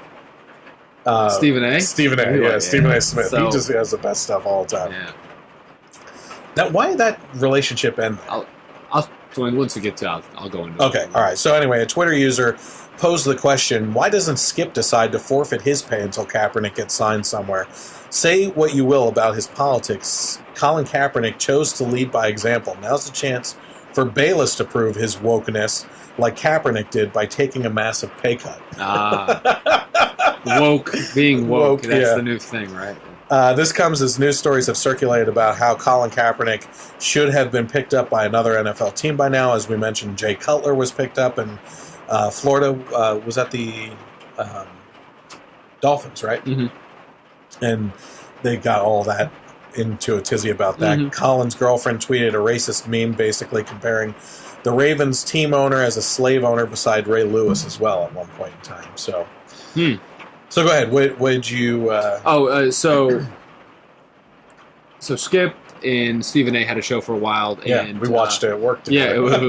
It was a fun show, and I think it really brought out the best in Stephen A.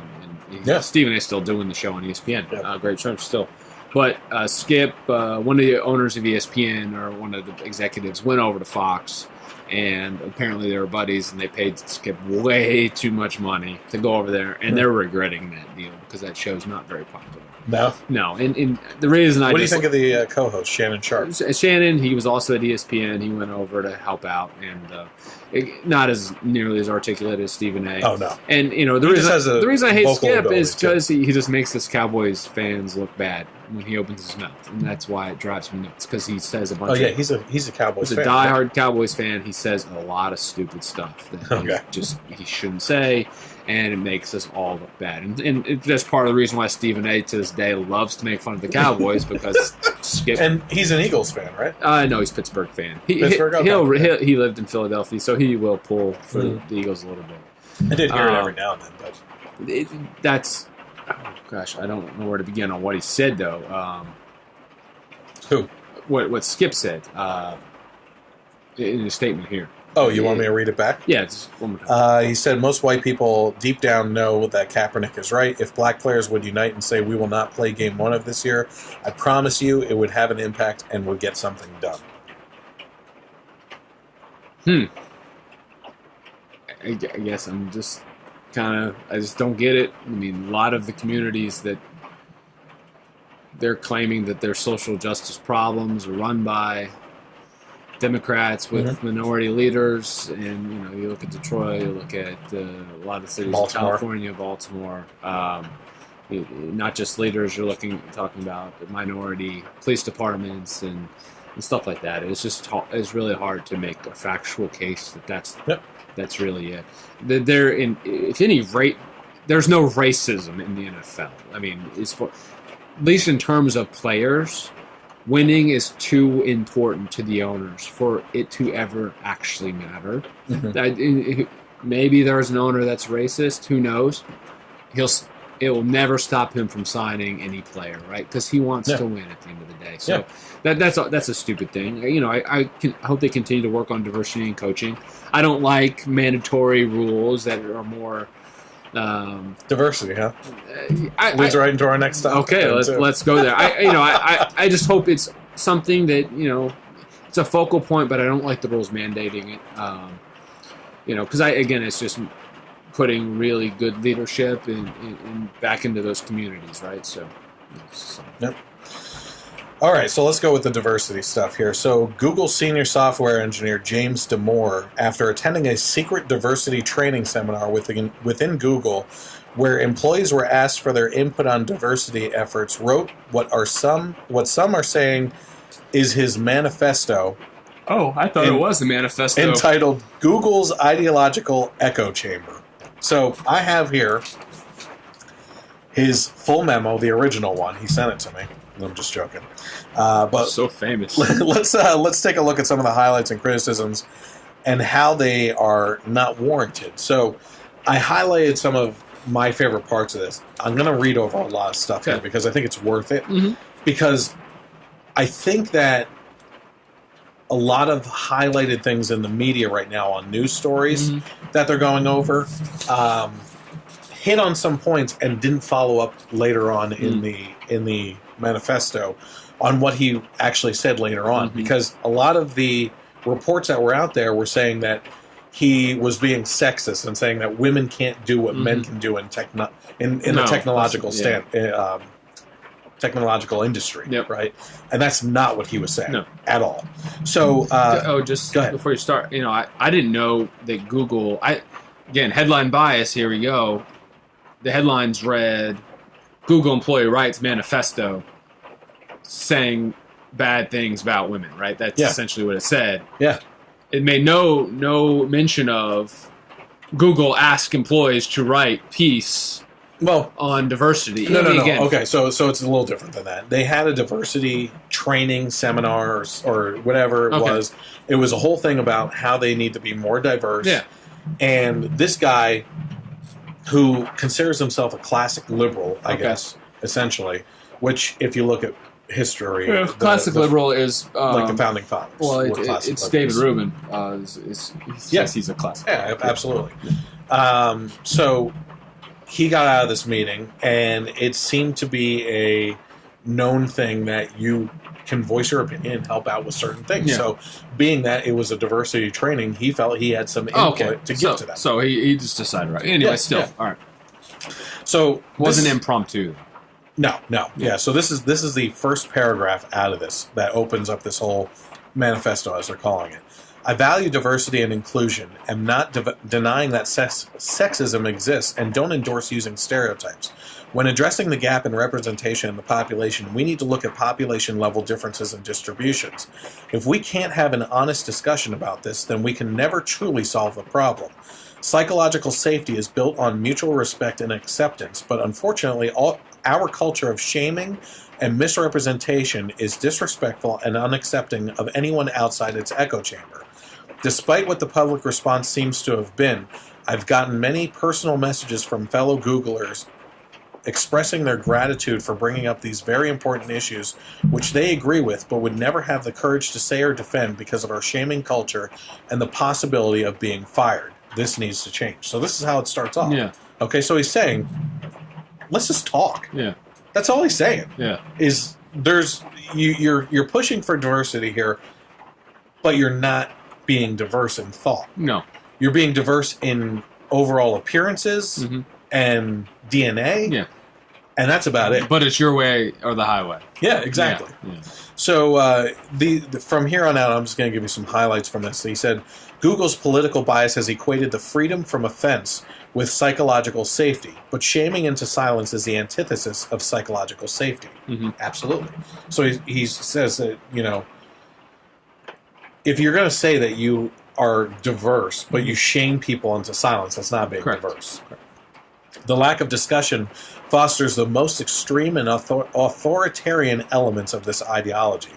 Differences in distributions of traits between men and women may in part explain why we don't have 50% representation of women in tech and leadership. And that's where the other reports cut off, is just that men and women are different. God forbid that be truth in this country anymore. And he's saying that women shouldn't be in the tech industry. That is not what he's saying. No. Okay, it's about... This is the first time I'm hearing this. Okay, I didn't take it as that at all.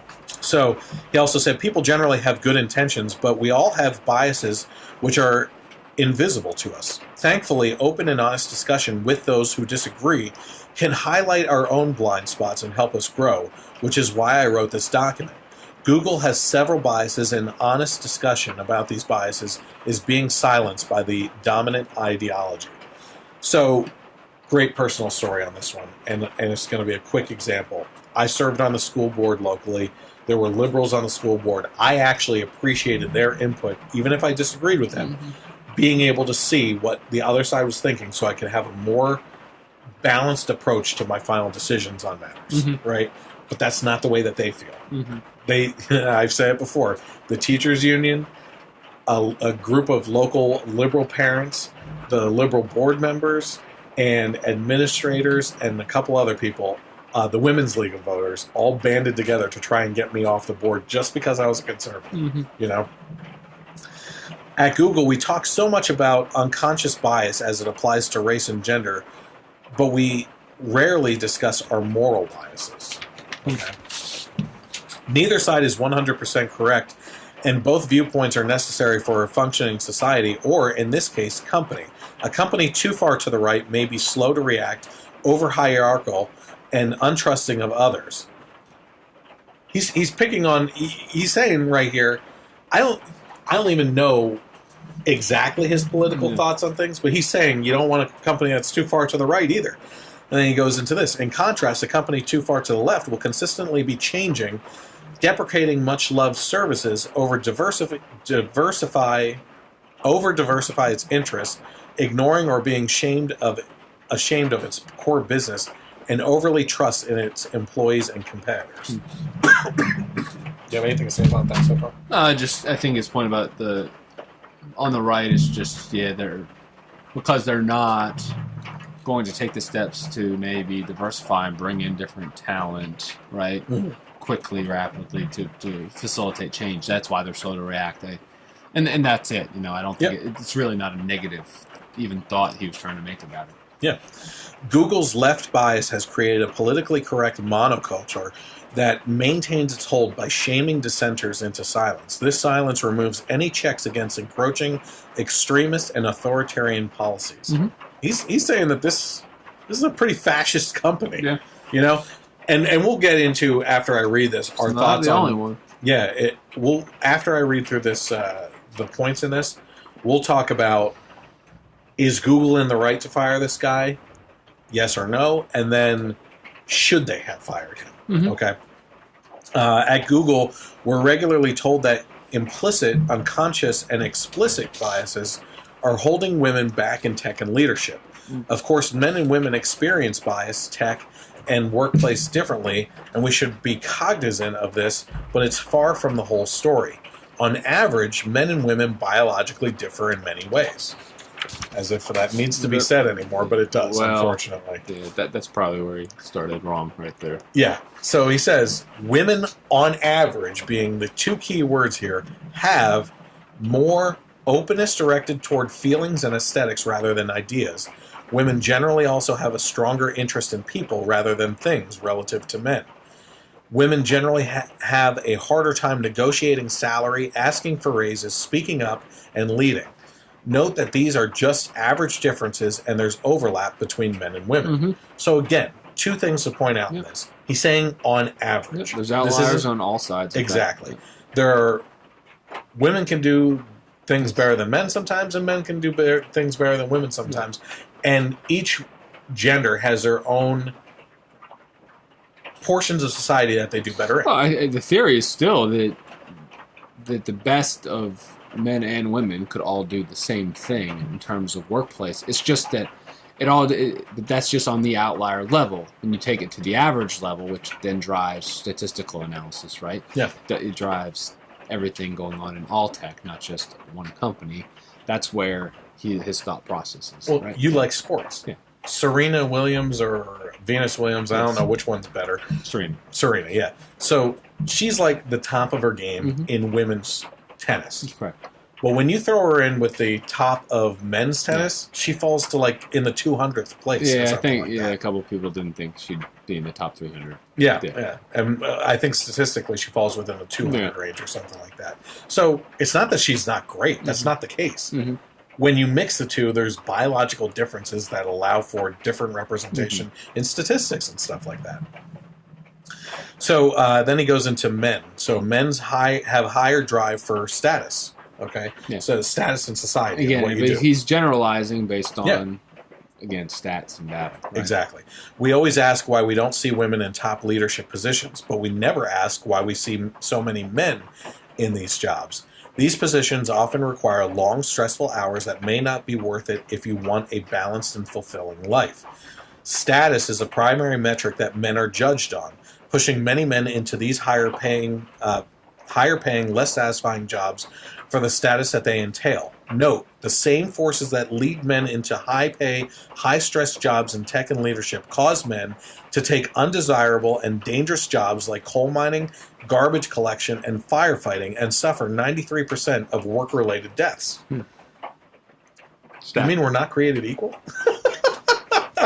Or we're not equal as sexes and everything? We are created equal. That's the best part of the Declaration. This thing, we're equal. He's not even talking about capability. He's talking about equal in preference. Yeah. Like there's the men and women have different preferences. Yeah. And so that drives different choices on average, and that's why you see variance, right? Yeah.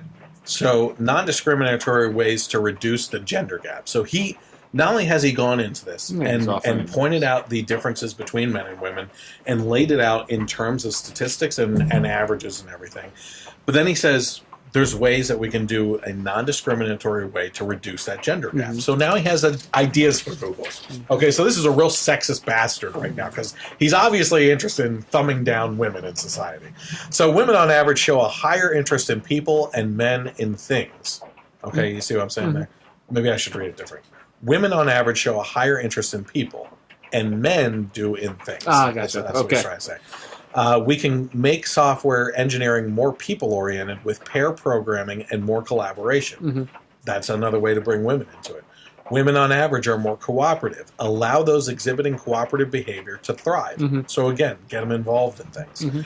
Women on average look for more work-life balance, while men have a higher drive for status on average. Unfortunately, as long as tech and leadership remains high status, lucrative careers, men may disproportionately want to be in them. Allowing and truly endorsing as part of our culture, part-time work, though, can keep more women in tech.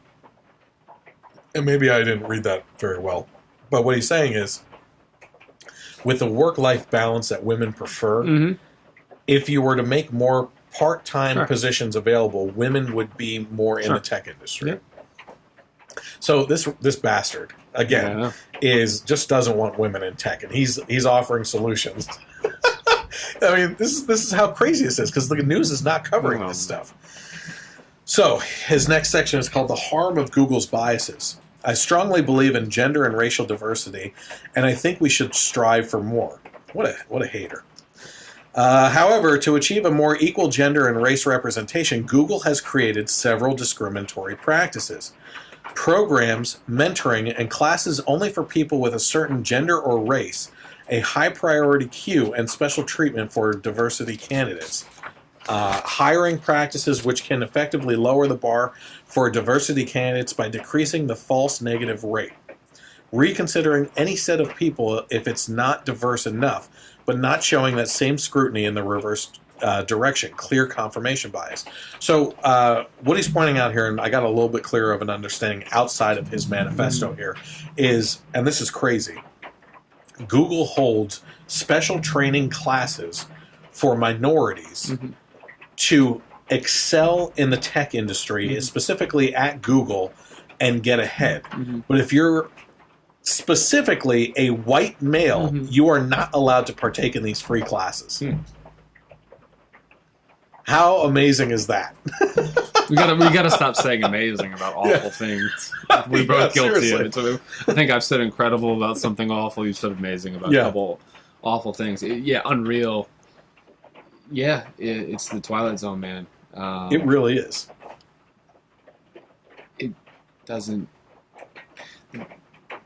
What I don't understand is the logic of all of this just falls apart completely, but yet it's pushed and no one's even checking it when it's just so to its core. It doesn't make sense. Right? And it's by definition reverse discrimination.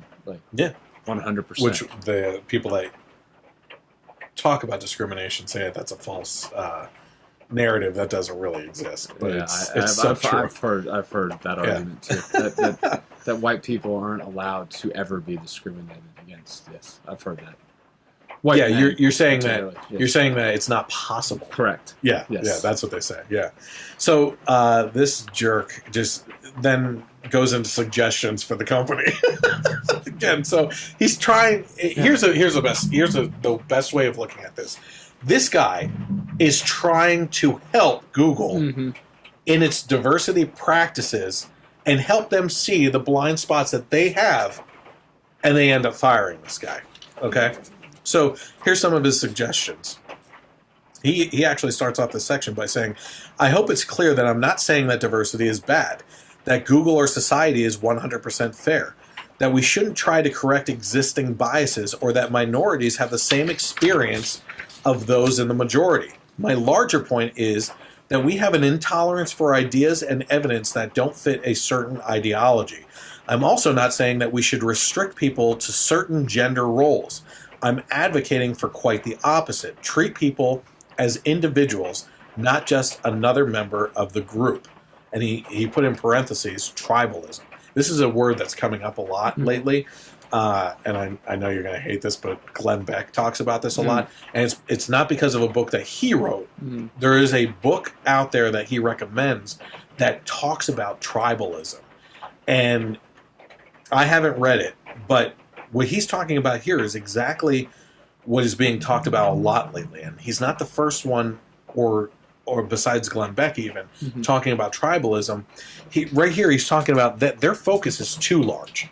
It's on the group instead of focusing on individuals, you know? And this is actually quite the problem that we have in education as well. Instead of focusing on individual education for kids or college students even, you're unable to see where people can excel and really take off and learn even more and just become superstars in whatever field they want to go into, right? Instead, we have this blanket education system that treats everybody the same.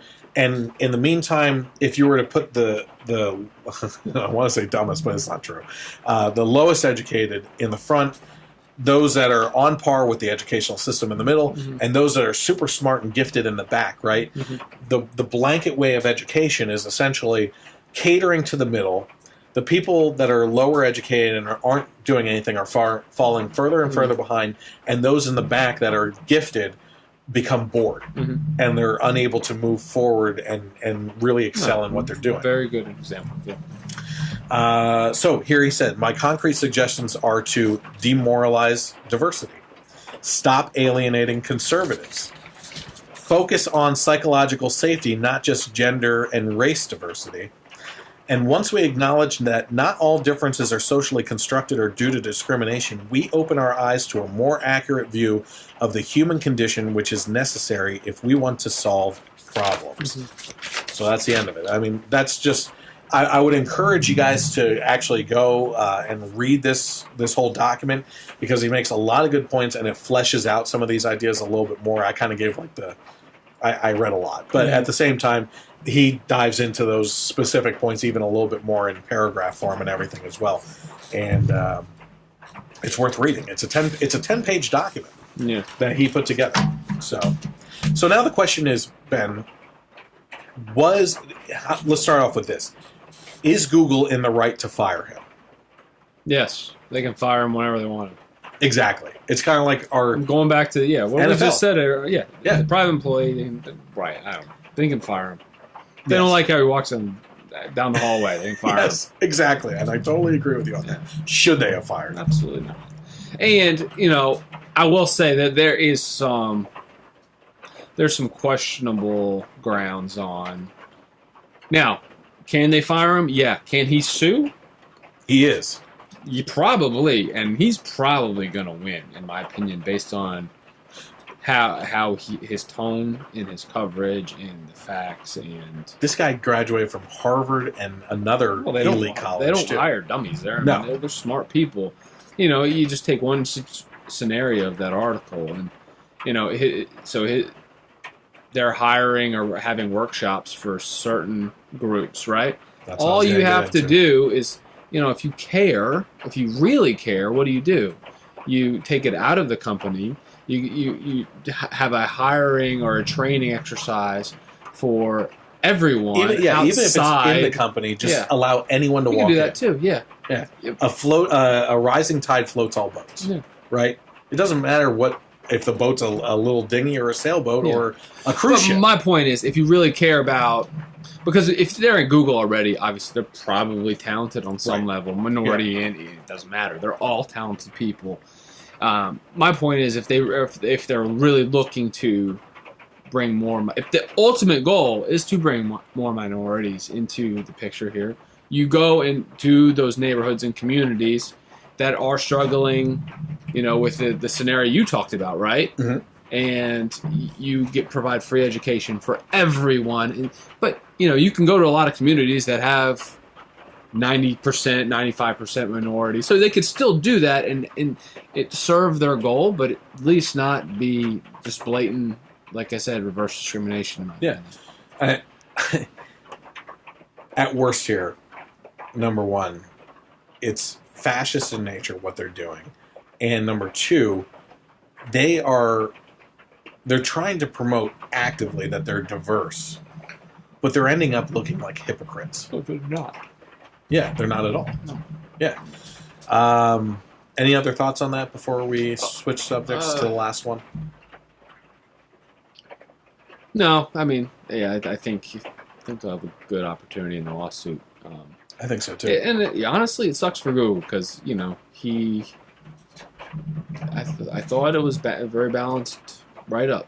I do think he cares ultimately. I think he was trying to drive change, and I don't think he was inflammatory anywhere. It's just we've gotten to the point now that just having a dialogue, and that's what your very initial point was, just having a dialogue opens you up apparently for being fired.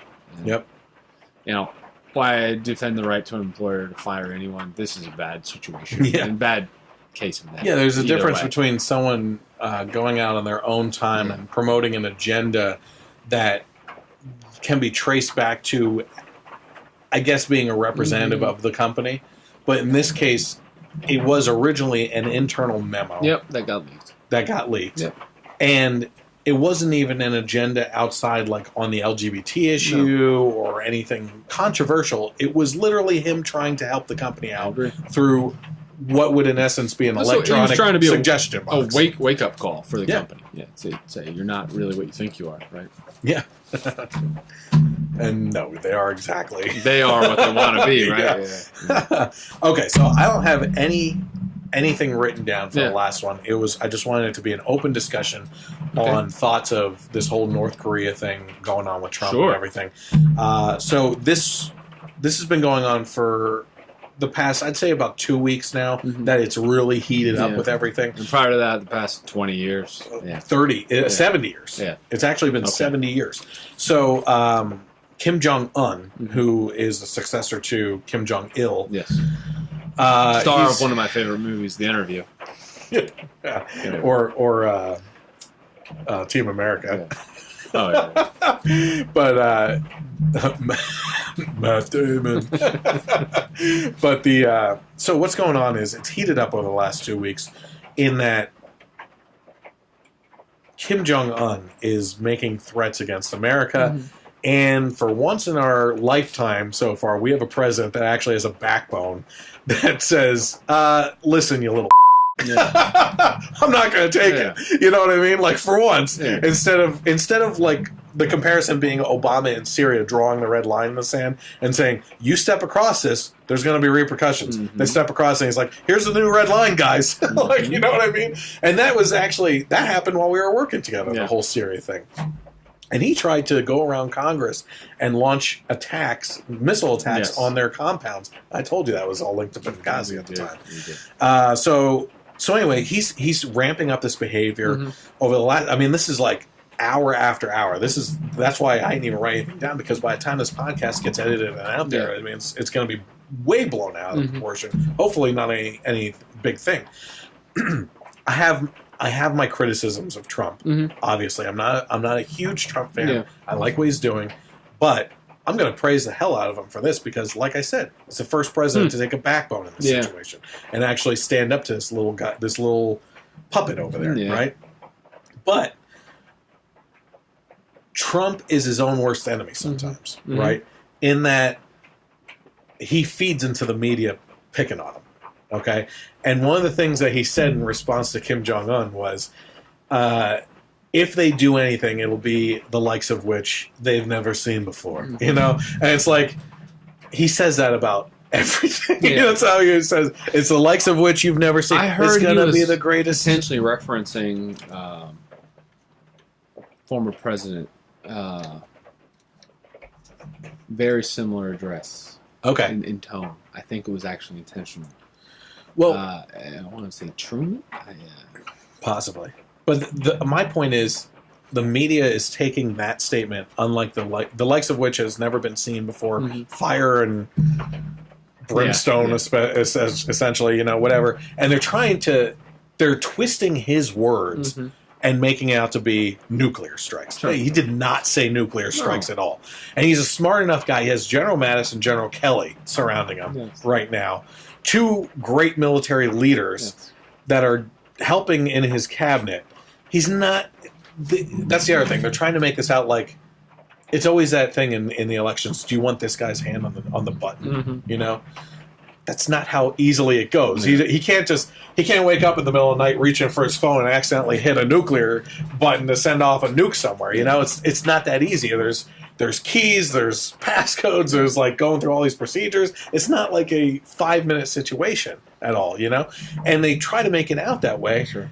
And they're trying to say that he's talking about a nuclear strike. That is not what he's talking about. And it wouldn't even be possible, because most of their stuff is deep in the ground of like mountains, so it can't be hit by anything. And you don't really want to drop a nuclear bomb on the border, because Seoul's like 35 miles south of demilitarized. So you don't really want to be nuking and having radiation fall out into your allies. Yeah. Where 25 million people are 25 million. And even really the North Korean people are just as much victims. They are completely brainwashed. They are true victims. They are. But could you imagine if they were just released into the real world, like after the leader was killed or something? I mean, I remember back in the election when me and you would go at it and you were telling me how bad Trump would be. And a lot of it you were doing your marketing for your guy, and I understand it. But I told you, I'm like, you know, there are things that Trump cares about, and there's things that he's going to go into office and literally turn the reins over. And quite honestly, the military is one.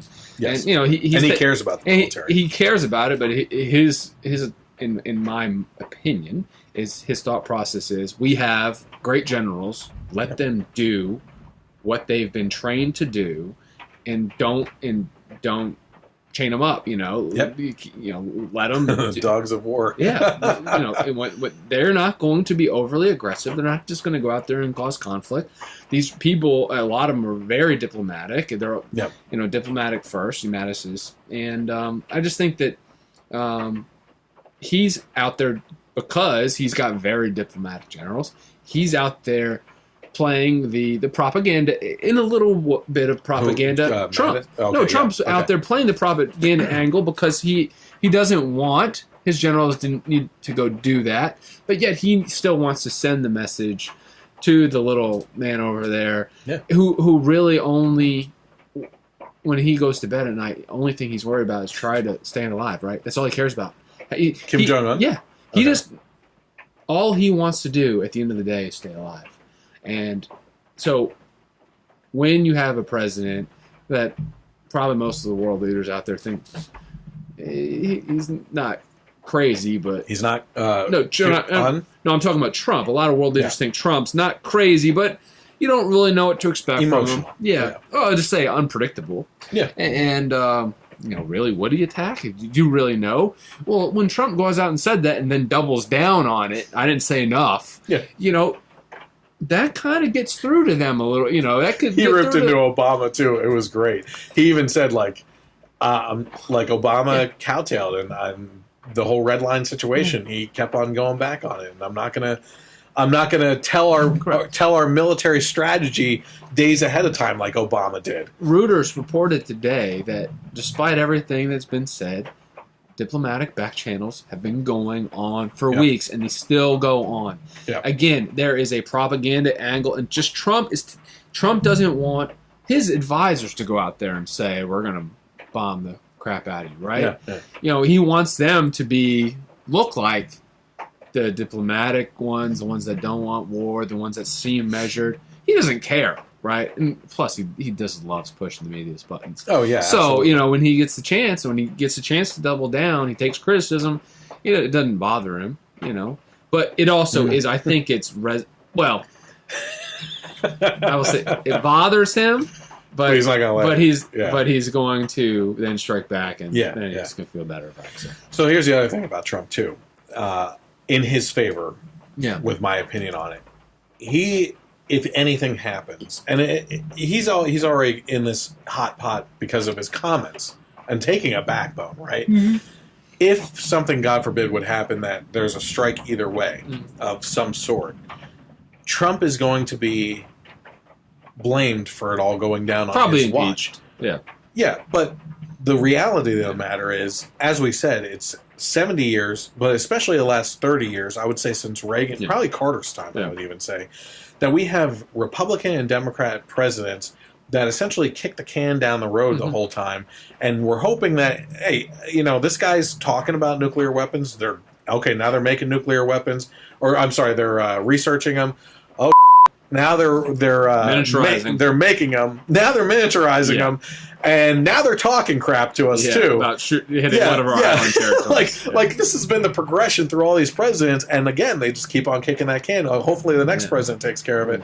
And one of my favorite quotes right now is my wife and I watched Turn on AMC. It's about Washington spies, and there was a Townsend was a spy for the Americans. And he was a Quaker, so he didn't want to get involved in the war at all because that's against his faith and everything. But eventually he started sending out signals to the American troops, basically, through the newspaper because he was in charge of printing the newspaper, and it would be certain headlines that they would read, right? And my favorite quote right now, it was in the last episode, was he was found out that he was doing this, and the owner of the newspaper caught him doing it and said, "Why would you do this?" And he said, "Those who sit on picket fences eventually get impaled." Right? And I'm like, holy crap, what a great quote. So I apply that to this situation, without right? question. Which is all these presidents have been sitting on the picket fence for so long, and Trump jumped off of it. He wasn't on it in the first place, it doesn't seem, and he picked a side, which is on the American people's side, or I would even venture to say the world side, exactly, sure. And we have this guy. So now Kim Jong-un is talking about launching missiles at Guam. He's definitely in his head. He's at least talking or thinking about Seoul in South Korea. They keep on talking about Los Angeles being a target. And it's a possibility. And I think the last thing he said was they'd only nuke the U.S.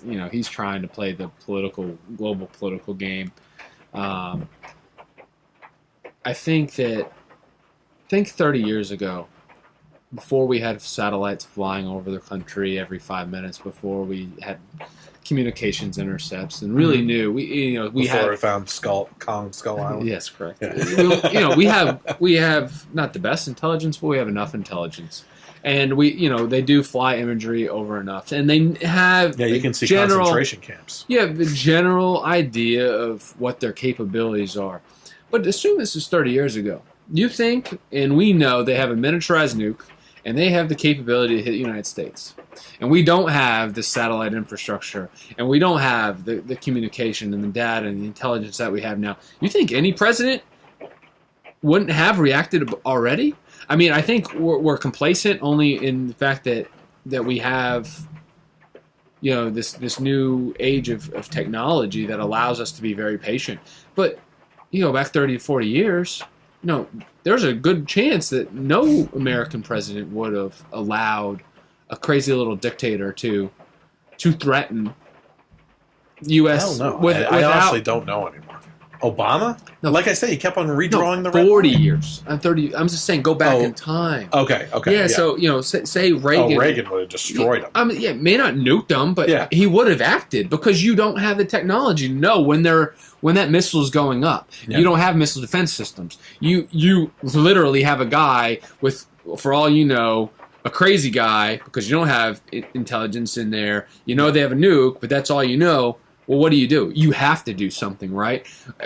So times have changed. Yeah. And now because we have technology, we're just forced to be complacent with these crazy people. And you're right. It's not even that he's crazy, though. But the picket fence thing is right because, yes. I mean, he's still young. And generally, when you're considered a deity, which he is, yes, that's generally, I would say by the time you reach a certain age, you're probably going to be nuts. Yeah, okay. If you think you're a god, yeah.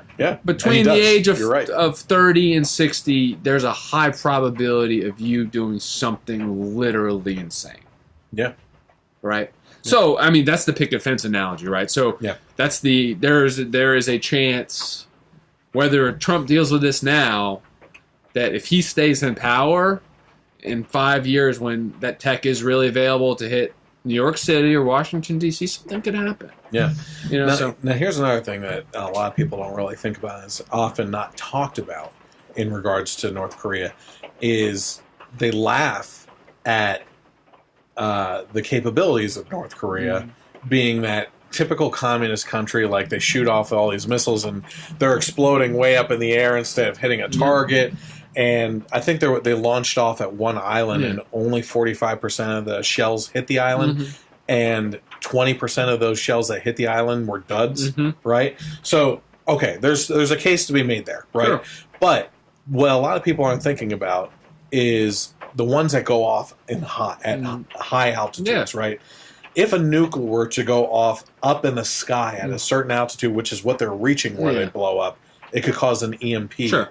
Which would wipe out all our computer chips. Yeah, I'm not... You'd have to set off 3 or 4 to actually get the whole country. I was talking to a coworker about EMP stuff because we often hear about the U.S. susceptibility to EMP technology. Yeah. Especially, like, North Korea could, EMP us. I'm like, if North Korea could EMP us, my guess is we had EMPs developed about 40 years ago. Well, it's not even an EMP directly. No, I'm just saying that our technology. I think we have distortion technology like EMP, probably weaponized and probably under the most top secret weapon systems beyond nukes. That really, you don't even want anyone to know you have the capability. I really believe the United States has that ability. Oh, absolutely. Yeah. And I think that's the next gen of warfare, truthfully. And I think. I really think that we could ultimately take some kind of military action in North Korea through using an MPA to stop them from being able to retaliate or launch a nuke. But I just think it's something that you launch them into the dark ages. Their people are already being tortured in the dark ages. Well, they're in the dark ages. I mean, you could EMP their country and they could rebuild Most people wouldn't know. You could rebuild it. Did you hear something? Yeah. I mean, I'm of the opinion you just tell China you can go take it over. That's what say, hey, you have this land dispute with Taiwan for Yeah. we'll give you this piece of land. Let that go. You can go take it. Yeah. All right, it's yours. Get rid of them. You can manage it, and it's going to be the Korean Republic of China. Yeah. And it's yours. Yeah. And problem solved. Yeah. Just let them do it. And they do it if the world community said so. But, I mean, taking over sovereign nations is a big no-no. I know this is a radical idea. Yeah. But, I mean, just let them. Yeah. Let China just have the land. It's just absolutely crazy. Like the stuff that goes on in Korea, or North Korea specifically. The guy that was just interviewed yesterday or this morning was saying that if you look at Google satellite imagery, you can see the concentration camps of people. He also said that if you are imprisoned, it's 3 generations of your family that go to prison.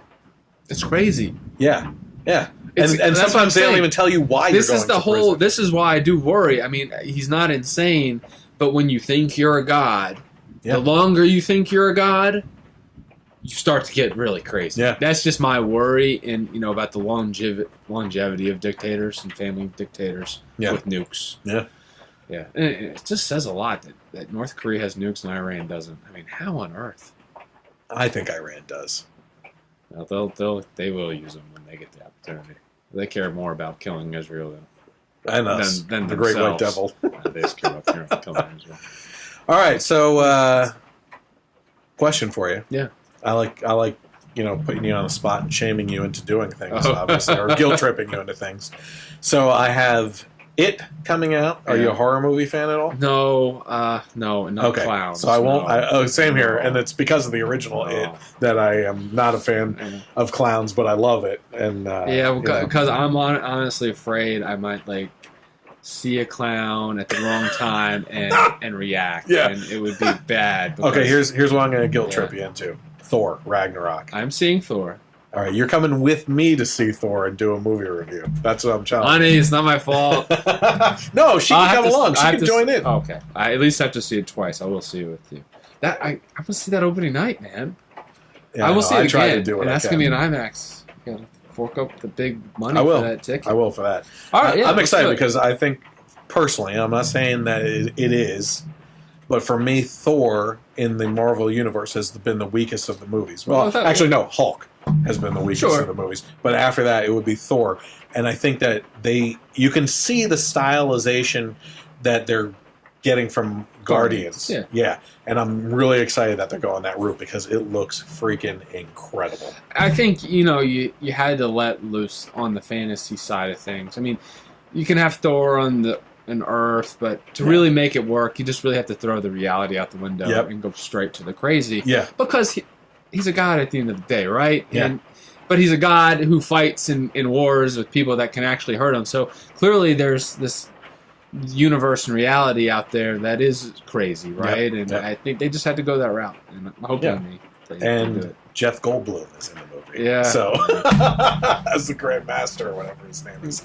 So, I want to thank especially Ben for joining me. Thanks for having me. Love having him on the podcast, and we had plans before that have gotten shaken up, and we were hoping to have you as a regular I think I co-host. can do it maybe a little bit more often. Okay, all right. I can't do it back to what I wanted to do, which was every week. But. Yeah. Well, and I'm just going to open this up to you on air here, which is that you are welcome anytime with any other guest here as well, because I especially enjoy more than two people talking. Sure. It gets a lot more fun, so that's always open. We're going off on tangents, but it's good. I mean, sometimes I have to throw so much material and prep into writing all these things. If I could narrow it down to 3 topics instead of 10, where we just talk about the topics longer and get more diverse opinions into it, then that's even better for me and less prep time. So when are you bringing on the liberals? That's what I want to know. I don't trust them. I don't trust them on my property, to be honest with you. Here's the thing. There's some that make good arguments that are just not in the vicinity here that I would be able to have on just randomly. You know what I mean? And beyond that, I don't trust. I don't even trust some of my Republican people I know with where I live. You know what I mean? Yeah. So the good news is, after being denied for my carry permit, I did get approved now. So who denied you? Apparently, so never been in a fight in my life. Yeah. I've never raised a fist to anyone, never choked anyone out. Verbal spats is about all I've ever done. Yeah. I've never been in trouble with the law, convicted of anything. And my wife got approved for hers. Yeah. And I got a denial letter the same day, right? And I'm like, Smells a lap. what the heck is going on? Yeah. And the only thing I could come up with was this, the podcast and political commentary. Now, it seems crazy, and I understand that. But at the same time, under the Obama administration, Janet Napolitano said that possible domestic terrorists include Tea Party members, the religious right, those who want smaller government and less taxes, and being conservative? Smaller government, less taxes? Yeah. So basically, I fit into every freaking category. Yeah, man. You're a terrorist. So I don't even know if I could board a damn plane. Yeah. So what I did find out, thankfully it wasn't this, is that when I contacted the state sheriff, who contacted me when I appealed it, he went through all the questions again verbally and asked me if I was convicted of anything, and eventually said, well, it's my belief that they confused you with another person with your same name and just didn't do a deep enough investigation. To me, listen, if we're talking about guns here, I want you to do a pretty in-depth investigation. Yeah. You have my social security number, you have my address, you have my birthday and everything. Dude, I mean, you're it should making be an argument for the left right now. No, but what I'm saying, it's actually an argument against the left, because they say it's so easy to get a gun. I can't even... That permit was used for me to purchase another gun recently, and they said had you not gotten your appeal through, you wouldn't be able to get the gun. But they're going to say, after you said that, the people screening these applications are idiots. Well, no, and they have no business giving. You know, that's what my argument. Or they're just not detailed, or clearly confusing people with different social security numbers. Yeah, that is a problem right there. Hey, thanks to the government. So, again, thank you to Ben. He's welcome at any time, just like any of my other guests. I love having more than 2 people, so hopefully people come back all together. In the meantime, I want to thank everyone else for tuning in. If you are interested in following along, the information is at the bottom of the screen right now. But if you're listening to the audio podcast, which is on KLRN Internet Radio on Sundays from 3 to 6 p.m., or they've also put me on iTunes, you can find me on Facebook by searching for the Generation Y Conservative. I encourage you to like and share that. You can also subscribe to me on YouTube by searching for the Generation Y Conservative. And then you also have me on Twitter, which is at Gen Y Conservative without the E on the end, and interact with me there. That thunder just hopefully shook my leg. We'll still be alive for the next time. So, again, thank you guys for tuning in. Have a great night, and God bless America. Hi, everyone. I want to thank you for watching this video. If you're interested in more content from the Generation Y Conservative, you can click on the most recent over here. Also, I encourage you to click on the subscribe button down here and let your friends know by sharing this channel. While you're there, I also encourage you to click on the little bell notification so that you can be notified when content is published, whether it's the Generation Y Conservative podcast or more recently, our movie reviews, which are a lot of fun. We'll catch you next time on the Generation Y Conservative.